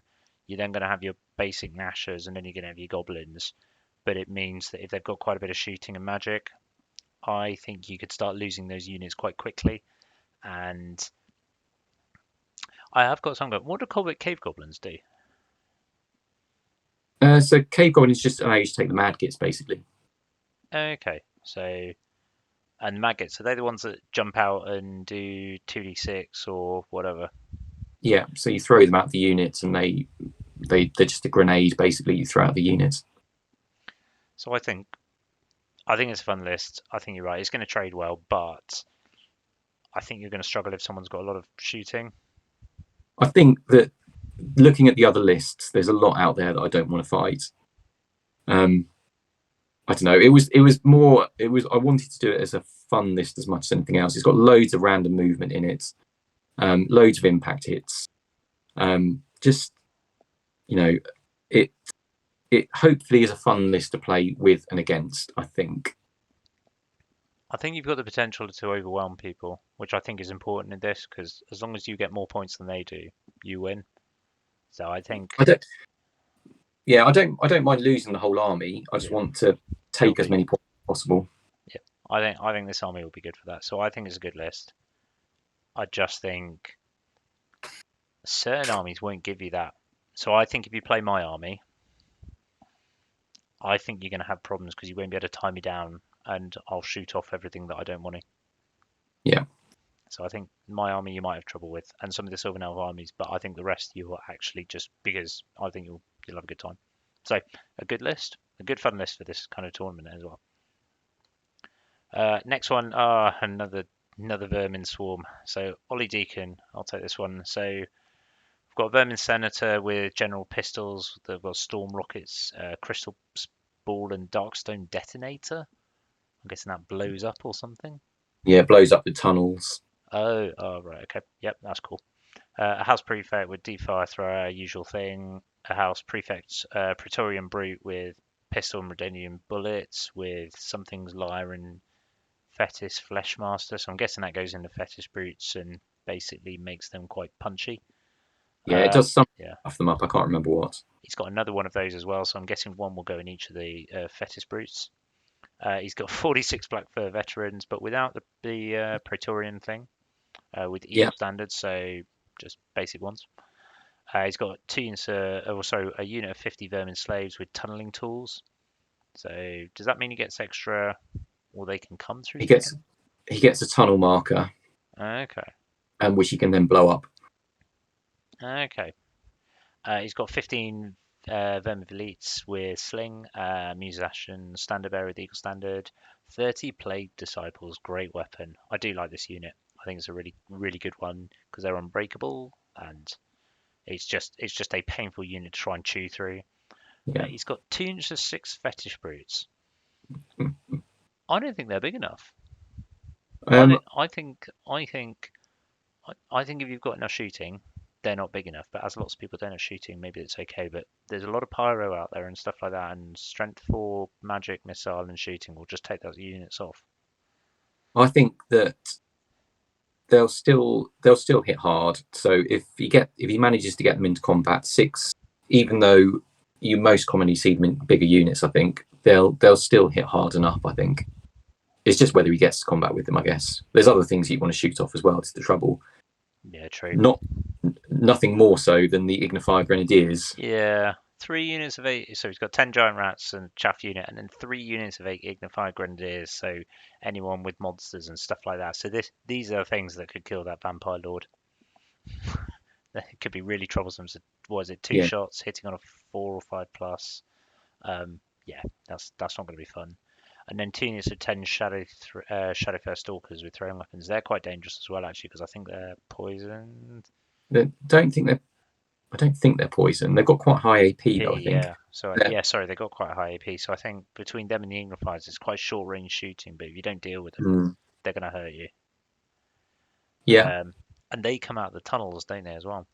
they can do. Yeah. So I think you've got potentially of ambushing in the middle. So that sort of turn Mm. 2 madness coming on. The only thing I'd say about it is no magic. No magic. No. Interesting, but a lot of punch. A lot of Well, punch, but it's short range shooting. And is it a lot of so? I the don't black know what. furs aren't as punchy as the other black furs that we've already seen, Hmm, and without magic, that I think the black furs aren't quite as good maybe without magic to buff them as well. The plague disciples hit hard. The yeah, fetish brutes, if they get to combat, hit hard. I don't know. The magic might hurt. I think not having any magic might hurt them. I think that's a risk. But I've never met Ollie. Is he I don't know. either? He's either this list is going to work really well. I think it's going to be matchup dependent. So I think against longer range shooting, it's going to struggle because you're just going to pick off the relevant bits, and then by the time it gets to you, I don't think it's got enough. I think the fetish brutes are in too small a unit. I think if that was one unit, that would be one big unit, that'd be more dangerous. And I think not having magic to buff the Black Fur veterans, or at least having them with great weapons and the Mm. upgraded ones, I think is another weakness. Um, but it's got a lot of short range shooting, so Yeah, and that's there's not much pyro out there to really worry the grenadiers, which is the big. So that's what really kills grenadiers is pyro. And we've only got a couple of pyro mages, true. but still, I think I prefer Antoine's Yeah, list. I go. So And Anton then, I mean, Anton is our favorite rat, our favorite vermin, swarm. let's face it, Vermin, they're good anyway, so I can't see it doing badly. It's when I come back like round 2 and go, oh, it's overrun Yeah, me. I now know what it does. It's really bad. It doesn't need magic. So Ollie, yeah, good luck. Unfortunately, you're not our favourite rap. That goes to Anton, our very own. So Anton, don't let us down. No pressure. Next one is Alex Austin with Empire of Sonsthal. So I can take this one. So yep, I really like this one. So because it's different, it's got Wizard Arcane Engine with Foresight. So this is Lightning Reflexes and I wrote down the spell. It's got the bound spell of Ice and Fire. That's the one. I do know it. yep, With a Wizard Master and Alchemy with Talisman and Shielding. So that seems to be a popular one just to get get the resilience up and make it more survivable. He's then got a Wizard Adept with or they've got a Wizard Adept with Divination. They've got a Marshal with General Paired Weapons, Touch of Greatness, and Black Steel. Black Steel's that +3 armor, I think it was, or +1 armor. It's something along those lines. Then Marshal BSB with a Legion standard and Flaming standard. Sorry. Oh yeah, I forgot you could have two different standards on a BSB. That was quite a clever setup Mhm. actually. With a great weapon and ghostly guard. We then got an artificer with a long rifle. What does a long rifle do? I've never seen it. It's like a strength 5, multi wound 2, I think. Accurate. It's something like that. I don't know, to be honest. It's something like that. Two big units of heavy infantry, one with spear. I'm guessing the other one with sword and board. The one with spear's got a full command and a flaming standard, and the other one's got full command and legion standard. So they've then got one unit of heavy infantry halberd as a support unit with just a champion, and then 20 light infantry with handguns, standard bearer, and the marksman pennant. So no punishment for shooting. So it's a punchy unit, that one, especially with the +1 to hit from the orders, and if you get what's the divination spell off? But rerolls to hit can be absolutely lethal. Mhm. Then 4 Knights of the Sun Griffin with Halberd, Standard Bearer, Aether Icon, so 3+ armor save, but more punch after the charge, and then 10 Riders, Bracers, Pistols. I really like that unit.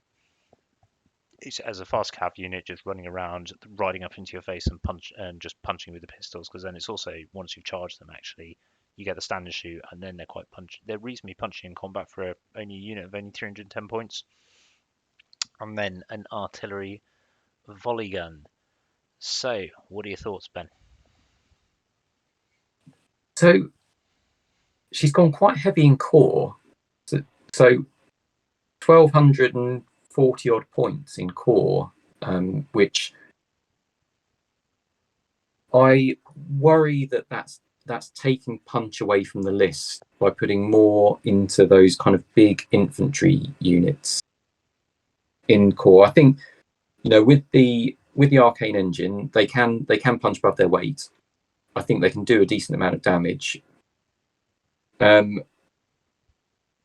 She posted a picture actually on WhatsApp of the army, which looked really nice. And there was she had a Carmine dragon as well. Unfortunately, she obviously not managed to fit the dragon into 3,500 points. But it'd be good Oh, to see it that would have closer been up. amazing. I know. Should have It dropped did the look Arcane good. engine and just put it in there. Yeah. Have we got a competition on for David's painting? Yeah. Oh, that's okay. Well, good luck to her. Um, That's yeah, it's a big investment in magic as well. So obviously the wizard's quite expensive, and then you've got the div um, mage as well. I think the div mage is really good with foresight and just buffing some of the combat units. I think they need it. Some of the infantry units, I think that'll help. Um, alchemy giving out some extra armor as well. I think alchemy perhaps there's not as many lists out there that are worried about alchemy as maybe there could have been. no So true. she might have got slightly unlucky with the choice of path just based on the armies that are out there. But she might come up against some of the warriors or KOE, in which case it'll be quite good. So the only thing I'd say, because I really like her choice of foresight. It's always something you've looked at for that lightning reflexes. But I wouldn't have done the 4 Knights of the Sun Griffin. I think I'd have either with the heavy infantry, I'd have chosen both units with halberds, and or I'd have dropped one in the heavy infantry for some other stuff, and then I'd have changed the Knights of the Sun Griffin for a great weapon unit of Imperial Guard. And I think some Imperial Guard would have been really nice in this list. yeah, and then on the Wizard Master, I might have just taken a Cosmo, um, either a Cosmo Adept or Cosmo, because of the +1 strength. I think we'll pair that with the halberds, suddenly strength 5, AP 2 with lightning reflexes plus the divination or the Yeah. orders is, I think that's a really strong choice that she could have taken. So that's my only thing, but I'd love to see the foresight work because I really like it now. I think it's a really really good choice. Mm. Lightning reflex I think is so powerful with some of the Empire units because it buys out the weaknesses she's could have, such as hitting, and Yeah. I think that's really powerful. And I think, there's a couple of flaming standards in there, so she's going to make the most of the master on alchemy, getting those rerolls to wound, which I think could be useful. Yeah. The volley gun, can always be good. I think with only one artillery piece, it's whether that's enough to control the kind of shooting game. But I think 49 heavy infantry is no joke trying to get through those when they have got flaming standard. And +2 armor potentially. I mean, they can be 3+ armor. Yeah. So there's definitely potential, I think, in those big infantry blocks, but I think there's enough other heavy hitting units out there that might just chew through them. Yeah, I think you're right. I think she could struggle with that. But is there a best painted award? Yeah, I think so. Cool. Okay, so someone could potentially knock, because there's quite a few good painters coming down actually. So this could be a really for a relatively small tournament one day. This could be a really high standard of painting actually across the board. So this could be really exciting. I do remember when it Rory who sent the picture of her dragon on the WhatsApp group from the Ninth Age. Was it ages ago? We both looked at it. It was just the character, and I just went, "Wow, I wish I could paint that well." If it's the one I'm thinking of, that is pretty good. So, yeah, looking forward to see your army down at this weekend. Yeah, good luck. Right, next one is Marcin Salomon with Infernal Dwarfs. Ben, do you want me to take this one? I don't mind. I can take it if you like. Yeah, please. If you hang on, I'm just going to look at next. Oh yeah, next one's Sylvan. So if you take this one, that makes sense. Yeah. So he's got an Overlord on a build of Shamut, great weapon with cleansing light. Onyx core for multi wounds D3, which is really nice. Essence of Mithril, lightning van braces. So that really does hit hard. So you've got a great weapon with cleansing light, or an infernal weapon with multi wounds D3, and you can choose which one you use. So I think that gives you a lot of versatility in a flying, hard-hitting, offensive 8 combat lord. Yeah, I agree. Vizier on a Bull of Shamut, so another flying character. BSB with Ghostly Guard, great weapon with Flame of the East. A Golden Idol of Shamut. So he's getting the volcanic embrace, which I'm not sure how useful that's going to be against a lot of these armies. You might find that it's useful in some matchups. A Prophet Adept on Alchemy with Willow's Ward and Book of Arcane Mastery. 16 Citadel Guard with full command and Banner of Discipline and Flintlock Axe. 37 Vassal Levies, Spear and Shield with bow and full command. And then Master's Banner, which gives them battle focus and reroll charges. 4 Tarek Anointed, great weapons, Musician and Champ. In a Naphtha Thrower, a Rocket Battery, and a Kadim Titan, which is the fighty one, the Walking Earthquake. I think this is a really well-rounded list. It's got some pretty good combat units. It's got some flying characters which are really nasty. It's got some good magic. It's got some single models which are just going to be able to move around and make the most of the movement phase. It's got some decent shooting with a Naphtha Thrower and a Rocket Battery. So, some of those big infantry units or the single models might not like some of those things coming at them. I think this is probably one of the most rounded lists we've got here that just does everything pretty well. Yes. The only thing I'd ask is it's a bit light on magic for it's only got 4 spells for an idealist? Got 5, I think, because of the Book of Arcane Mastery and the Lightning Van Braces. So 1, 2, 3, 4, 5. Yes, sorry, you're right. No, 4, because it's lightning. So it's a Wizard Adept with Book of Arcane Mastery, so 3, and then Lightning Van Braces 4. Oh, so I think one of the Vizier's items might. Oh, actually, is it? Oh yeah, is Well, I don't know. Maybe it is. Yeah, No, maybe it Golden is. Isle of Shamut, is that the it gives it flaming attacks and +1 AP. I think that's a bound spell. You're right. I think it does do that. Mm. Okay, so I think you're right. The only question I've got is why go for Essence and Mithril on an Overlord on Bull of Shamut? I would have thought it'd be like nearly 3+ save anyway. With between that, unless the Bull of Shamut doesn't give any armor, it would have been a 4+. So sometimes they don't. So I know the Orc Wyvern doesn't give you any armor bonus. Okay. So maybe it's the same with the Bull of Shamut. Okay, that makes sense. Because otherwise, I would have thought a Talisman of Shielding might have been Mm. better, but no, I'm no expert, so I don't know now. I agree with your assessment. The only thing I think is if you've got if you can't throw those characters into the places where you want to because they've got good counters for them and they can zone them, I think you potentially struggle because the vassal levies aren't as punchy as they could be. The Taurik Anointed are not that big a unit, and I think they can get zoned quite easily, and they hit last, which I think is dangerous. The Kadim Titan is punchy, so that's something there, and with that 5+ Aegis, that is can be so annoying.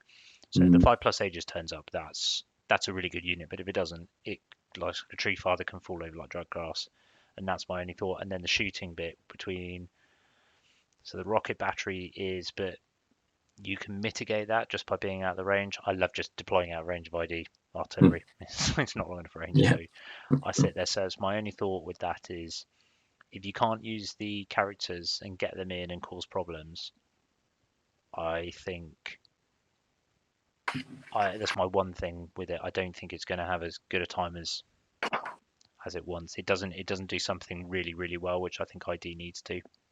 It needs to pick: are you combatty or are you shooting? And mixed Mm. arms list doesn't always. I think unless you can use it really well. So yeah, that's my only thing. But otherwise, I actually really like the idea of the flying characters. I think like the who would the other flying? Well, like the Vampire Count and the Monstrous Revenant, or there's one other. I think this is really good. I I think think those could be really dangerous. this one of my picks. I think for podiuming, I think this is a strong list. Really? Ooh, Mm. gentleman I bet. think so. Yeah, I think I'll quite happily take that. Okay, And Marcin's a good player gentleman as bet. well. I've played against I'll give you it. him. I'll give you top quarter. So if he's in the top 6 out of 22, I'll buy you a point, and if he's out of the top Yeah, 6, you buy me a point. yeah, No, cool. I'll take that. Right, Good luck, everyone better be. Marcin. Yep, good luck, Marcin. You better. Yeah, there's a pint riding on this. Right. Well, Next then one you is take Sylvans. yeah. So Melvin Campbell. If it's the person I'm thinking of, I think I played him in Cardiff 2019, and he was playing an all tree list. It just wasn't fun for me because it 20'd me. It was a good list. Nice guy, very nice guy though. So he's playing Sylvan Elves. Like me, he's pretty much taken the exact same build as me with Forest Prince Dragon, Silver Longbow, Silver Blades, and Oaken Might. He's got a Chieftain BSB on Blade Dancer with Spear and Hunter's Honor, which one of my first iteration did have. So again, we're looking very great minds think alike. He's got a Druid General with a Wizard there on Cosmo. So that, and then he's got an Apprentice Shamanism with Lightning Reflexes. So there's that Devil Strength buff there, and it still has probably shootings, probably Ice and Fire in that. He's got a unit of 24 Dryads for a good solid scoring. Support 2 units of 10 Sylvan Archers just to clear chaff and weaken stuff. 11 Blade Dancers for that BSB to go in. And then 3 units of 5 Wild Huntsmen with Shield, Sylvan Lance, and Champion. So I full really love. plus. What are your thoughts? I love the 3 units of Wild Huntsman. I think in this sort of match, yes, they'll die, but hopefully they take something with them. See, I disagree with you. I don't think they'll take anything. If the opponent has shooting, they will not take anything because they aren't. It's a Res 3 4+ 6 up model. There is a lot of shooting at the tournament. So there's a lot of light shooting. A lot And of people have yeah, got bows, Cosmo, Pyro. a units of 5, and because he hasn't got any raises, So he hasn't taken a Druidism. I think the one thing this list is missing is a Druidism adept between the Blade Dancers and the Huntsmen. I firmly disagree. What? You If he, can't if he, take Druidism to a tournament that is called Bloodbath. if you can. Hey, if everyone else gets to, if the undead get to race stuff, we get to race. No, you're probably right. I think that's it. It's going to come down to if he's got something like a list with not much magic missiles, or like anything with double magic missile and a bit of light shooting, he's going to take one of those wild huntsmen off a turn. So, how does he create the threats? Now, to be fair, Melvin's a good player. I think I've seen him at another tournament. He scored well, so he knows how to use Sylvan elves.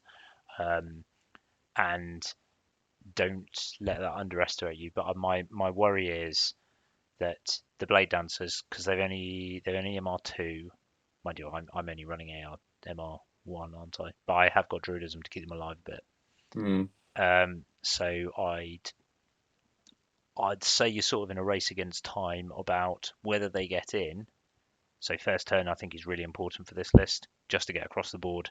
So if you can spend a turn just taking out some of those units between the Blade Dancers and the Wild Huntsmen, I think this list may struggle, and the Dragon could be left with the Dryads on his own. The only other thing I would say is do not underestimate Dryads with double strength buff. Yeah. I think it's strength 5 Dryads in Horde is just so painful, and lots of units can underestimate Mm. them and it will go through you. So I think that's one thing I really do like about Dryads with double strength buff. So I know, and the Dragon is quite dangerous as well, as we've already discussed on my list. So Yeah, fair enough. I think I like this list. I don't think it's going to be one that podiums, but I think it's the I don't know. I think it's in the right spirit of the tournament. It's just that kind of hard hitting punch, and I hope it does well. I think as Melvin's a good player, I think it's going to do well. I think it'll be top half if it gets the right matchups. If it doesn't, Mm. I think it could have a really, really horrible time. Yeah. And that's my only thought about it. But otherwise, Melvin's a good player, so hopefully, good luck. Right. So, Richard, KOE. shall I take this because there's a Sylvan Elf one afterwards? Yeah, please. So he has got a folk hero on Adestria with shield, bastard sword, BSB, Banner of Roland, obviously, because it's ridiculously good. Heavy armor, and there's a Bannerman and Castellan.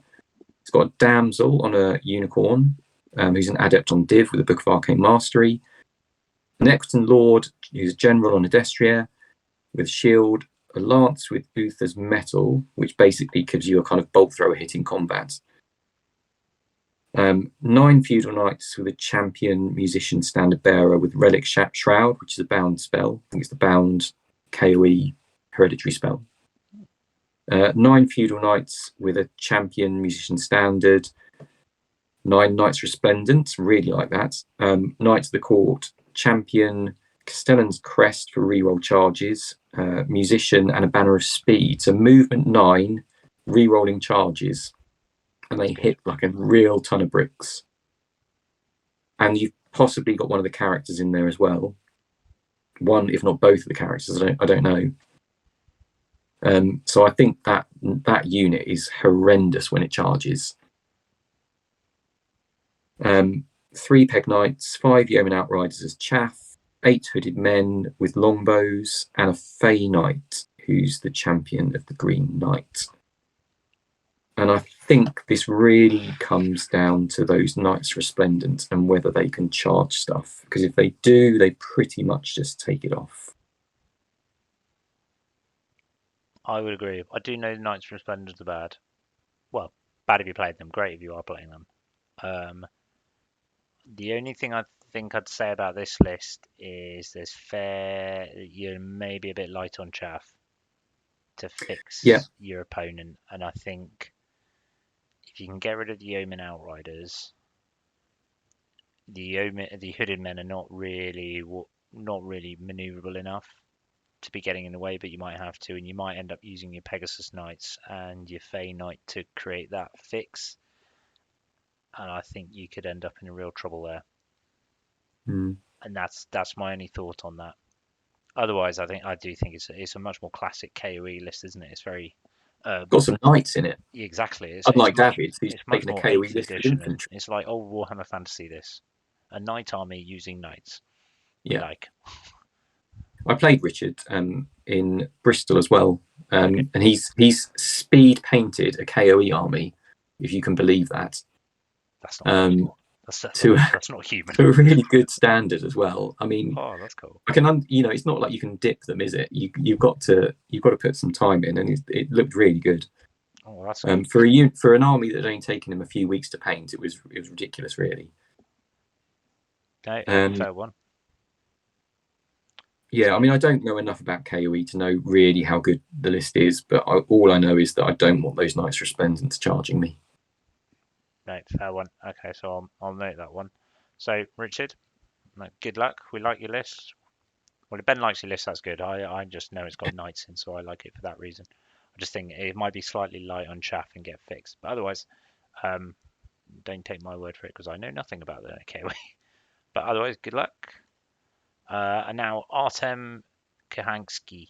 So Artem's been tearing it up over the last year and a bit with Sylvan elves. So another. Oh, I really like this list. I think this is one to watch. This is. He's got a Forest Prince General with Sylvan Blades, Oaken Might. So this is like there was the odd army that ran this, but with Sacred Seeds and Blade Dancer. So this is a Blade Dancer Prince that could have that could be Strength 7, AP 3, and either choose AP 4 and Lethal Strike or um, +1 attack or 3+ Aegis at -1 strength, which is no real issue because you'd be Strength 6, AP 2. So it's still really punchy against monsters. So it's not something. And Sacred Mm. Seeds is really good because you can put this underneath. It's got no reason about moving around, but it means you can move your Blade Dancers and then set this Sacred Seed under you, and you're instantly stubborn, soft cover. So it's and then Druid is, and this is the other bit. He's got a Druid Master, which I'll like think about. So with his other magic, so he's got the double strength. No, he hasn't. Yeah, he has got the double strength buff. So he's put a lot of points into magic.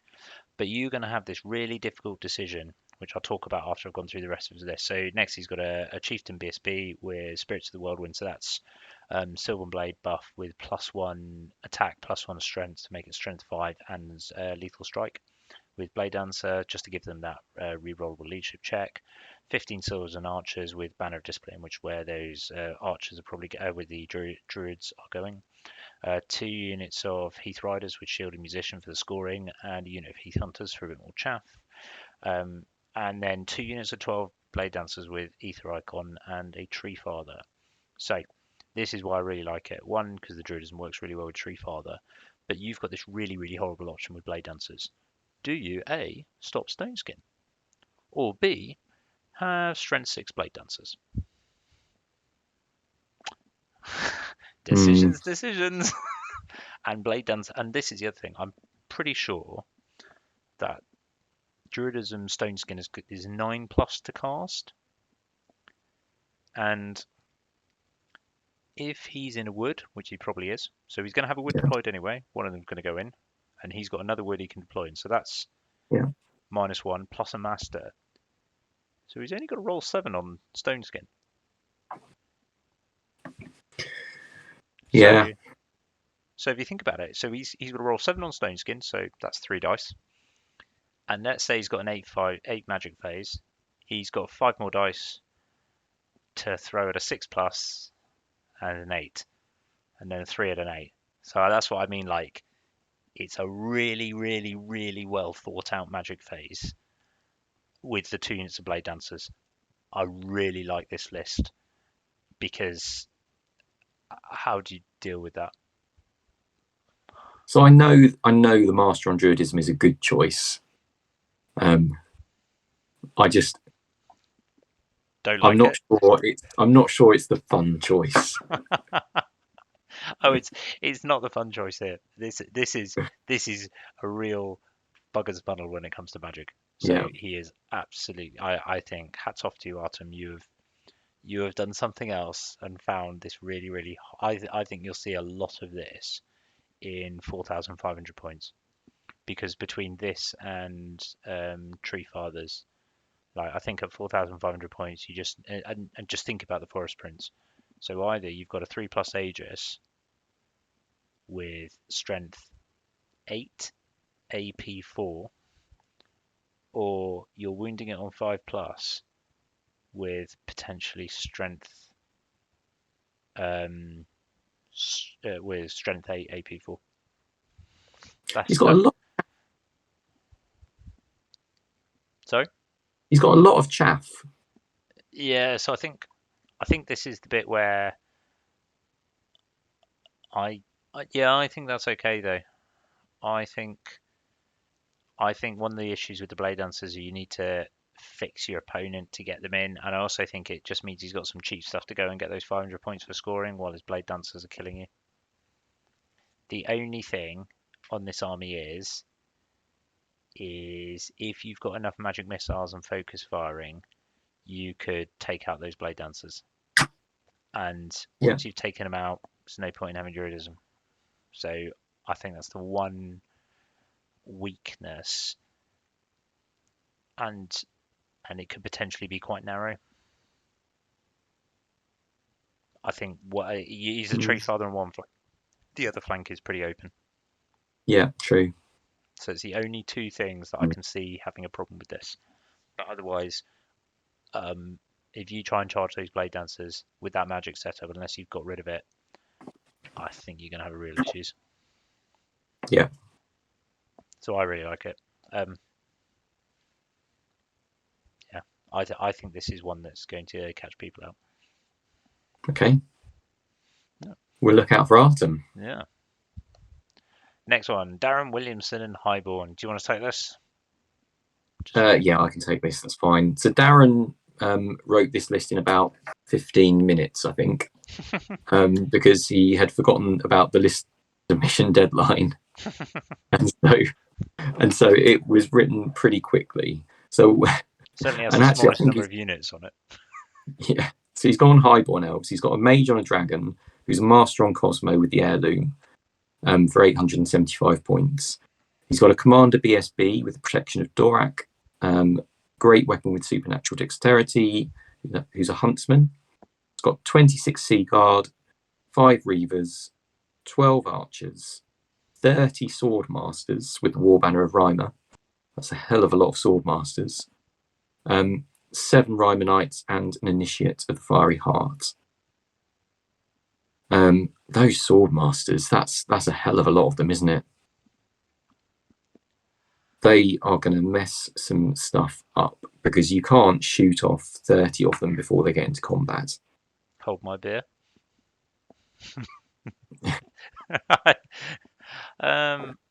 Yeah, I agree with you. I think this list size is going to hurt people. The I think it's able to protect both flanks of the Swordmasters and Seaguard quite well, and it just gets up in your face. I think if it stands back, it probably isn't as punchy as it wants to be. I know it's got the archers, the Seaguard, and the magic, but I think this one actually really wants to get in your face because of those Swordmasters. The Knights of Rhymer punch really hard, and actually the Dragon and the Fiery Heart. If those go into you, they're no slouches. They pick them Well, really hard up. the mage on the dragon is 875 points of non-combat dragon, is my only worry. So the mage has only got 1 attack. Now, the dragon obviously fights, but without the help from a character on top, it's a bit risky putting the dragon into too many combats. Well, he's got So Cosmo to raise a thing, and also he could also take the Hereditary, which can be quite problematic because that's 2 hits that you can't use. yeah, So it's the May. You're right. It's not going to be punchy, but there are certain units that just won't be able to deal with that, especially on the flanks, and that's the thing. So I think all it has to do is provide a bit of threat while those sword masters do your number. The only thing I think is with this list is if you have a way of dealing with those sword masters, the list has a problem.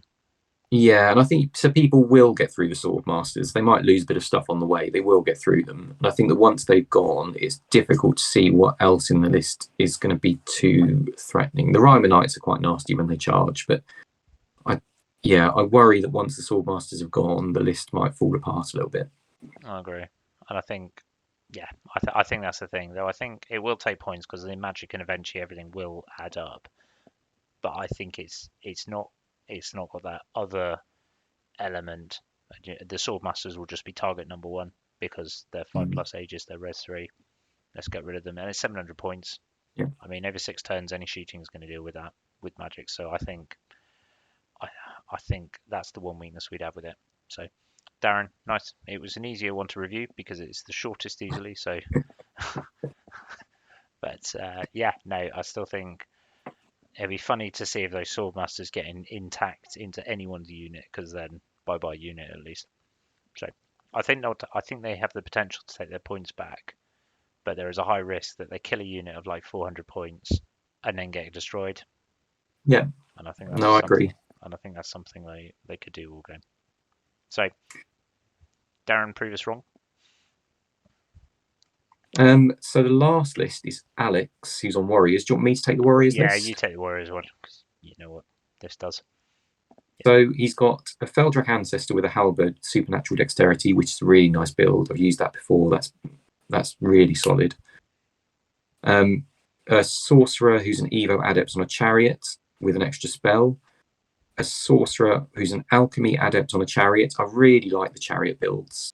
So for putting them on a Chariot, they go up to 4 HP. They go to Res 5, and they've got a 2-up armor save. It makes them really difficult to kill. So they're slightly vulnerable to alchemy magic, but actually you don't have to worry about a bunker.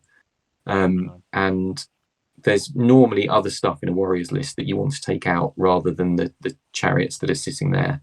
And you know they can throw out lash or something like that. I think the Evo Adept with the extra spell, you know, he's got the combat buffs. The alchemy one can start throwing out magic missiles. I think the magic setup in there is really good. I really like that. And they are still chariots, so when they hit, they're going to hit hard. Yeah, and you know, you get to the end of the game and you've got something that you can charge them into. In this sort of comp, just charge them in. You know, you get a few points. You might lose them. It doesn't harm you at all. You're just trying to take points. So if you've still got them alive towards the end of the game, just charge them into something. Yeah, no, agreed. 20 Gluttony Warriors with hand, weapon, and shield, which, and again, I think is a really good choice because Gluttony gives you that extra strength. So with spiked shields, you can start bouncing back hits at strength 5. So another good choice, I think. 8 Barb Horse with great weapons. I'm less sure about that. I think if you're going to take great weapons on Barb Horse, you probably need more of them. Otherwise, they're just going to die before they strike. Obviously, they are quite high strength with great weapons, but I just don't think there's enough bodies in there. 6 Forsworn, which is quite unusual, with damnation and paired weapons. So they're going to turn into wretched ones when they lose a combat. A Feldrak Elder, and then 2 individual wretched ones, which again is really unusual. So we're used to kind of seeing the big units of wretched ones. He's just taken 2 individual wretched ones, which And the 5, he's I got don't 5 know. warrior knights as well, hasn't he? Sorry? He's got 5 warrior knights as well with lance. Oh, has he? I missed that. So there's certain parts of this list I really, really like the warriors, the Forsworn, the 2 Feldraks, and the magic. I'm not convinced about the small unit warrior knights, the barbarians, and the 2 wretched ones. Yeah, I think the wretched ones just get shot off before they do anything. Yeah, I think it's that's 3 points for not really achieving that much. I mean, they could be a nuisance to some armies, but I can't see them achieving that much. I think he should have dropped the warrior knights and put them in a one big unit and put the wretched ones together. That'd be the one big change I do. Mm. I think he was trying to fit that third scoring unit in. In fact, no, a Forsworn scoring. They are, yes, as long Okay. as they don't turn into wretched ones. I think the warrior knights are punchy, but it's only 5 wounds, and there's potential you could lose that quite easily. I know on the Mm. charge they are absolutely going to take units off that are above, and they're just hard to shift for certain things. But I just with Lance, I think it would be better just having them in the wretched ones, especially because the wretched ones in unit 6 just absolutely Mhm. murder people, especially elves or vermin swarm or goblins or something like that. So I think that's something. But otherwise, I think so. I think this is a game of two halves because actually the Feldrax could be a real problematic thing for people, Mm. and so good because you're Yeah, not going to tie down the chariots as well. the ancestors are going to be really good against all those dragons flying around. Yeah, I'm not going to So his touch that. strength 8, I think. Think he's going to be strength 8 with hatred against any flying monsters, and supernatural dexterity gives him offensive 6. Um, so yeah, It's not he's potentially going to matter against the vampire with the shamanism. That could be an awesome fight. Feldrak Ancestor with supernatural dexterity versus that thing. That will yeah, come down to if you get shamanism off, okay. If you don't, bye bye.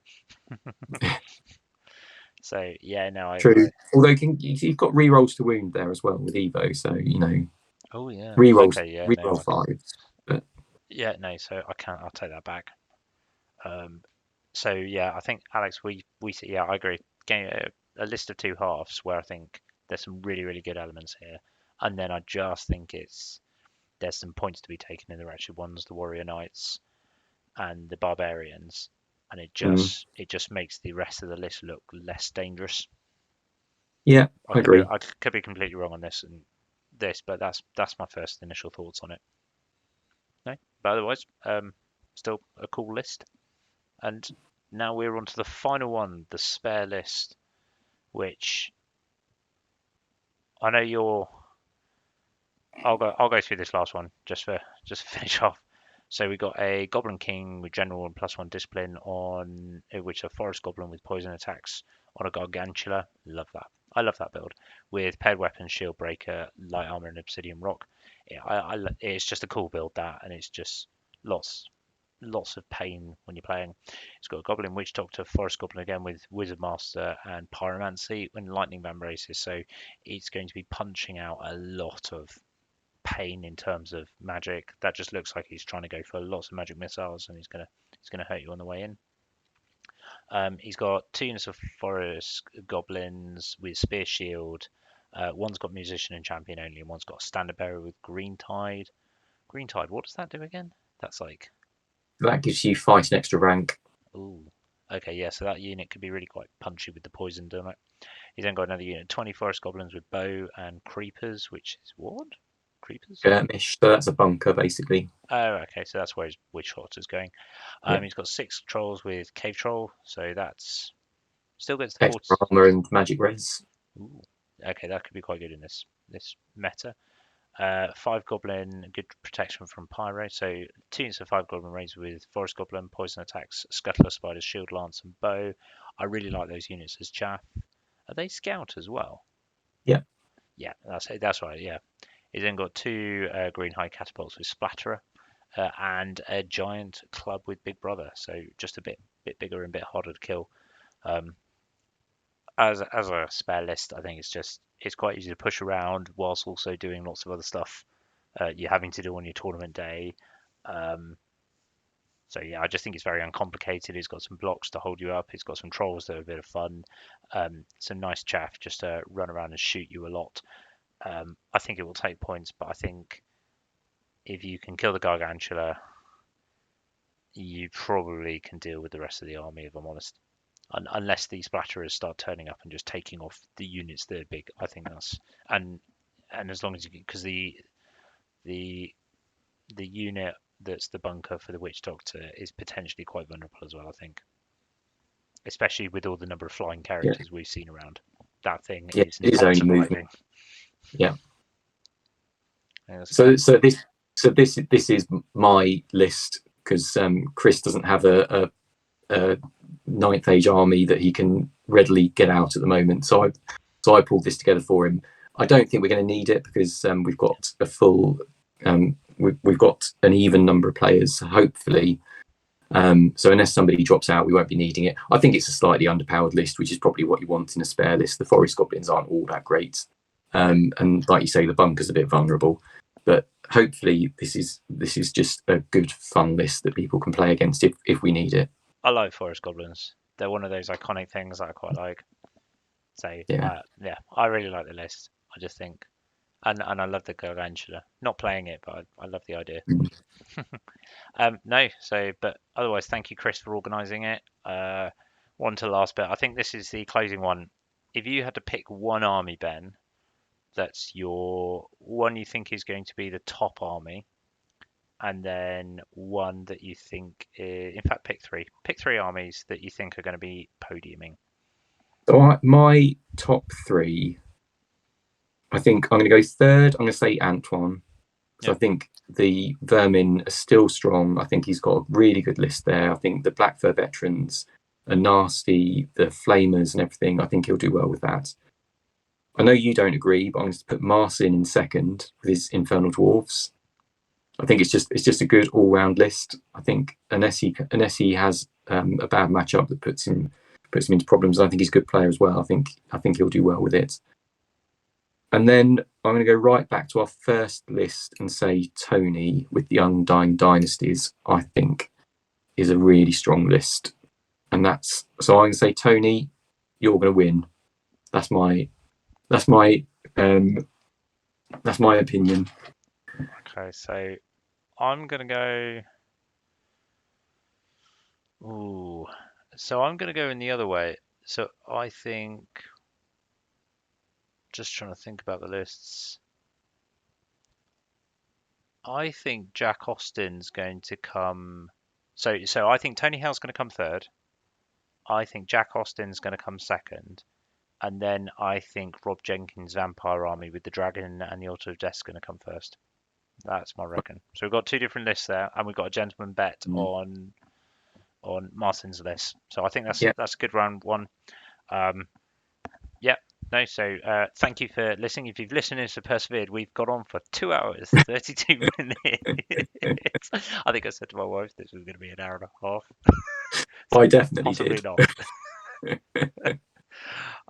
But thank you very much for listening. I hope for We those who can make it the weekend, it's going to be a good tournament. So look forward to see you we there. should we should probably say as well that the draw Oh we yeah, think is going to be made on Thursday. So that'll be posted on the Spiky Facebook page, which is where people will have signed up. cool. I'll put this once this is uploaded, like in 10 hours time, on YouTube. I'll probably transfer and put it straight into the Ninth Age chat as well. Sorry, on the forum so people can look at it. Otherwise, please subscribe, and then yeah, well, looking forward to Thursday with the draw. And David, are you man enough to take the challenge? Anyway, thank you very much, Ben, for that. You can see obviously throughout this that Ben actually knew what the armies did, and I was just winging it and seeing what was on my computer. But thank you very much for that. And Ben, I'll see you on Saturday, and hopefully all of you there. So from us, goodbye. Yep. Cheers. Bye. Cheers. Bye. Thank you.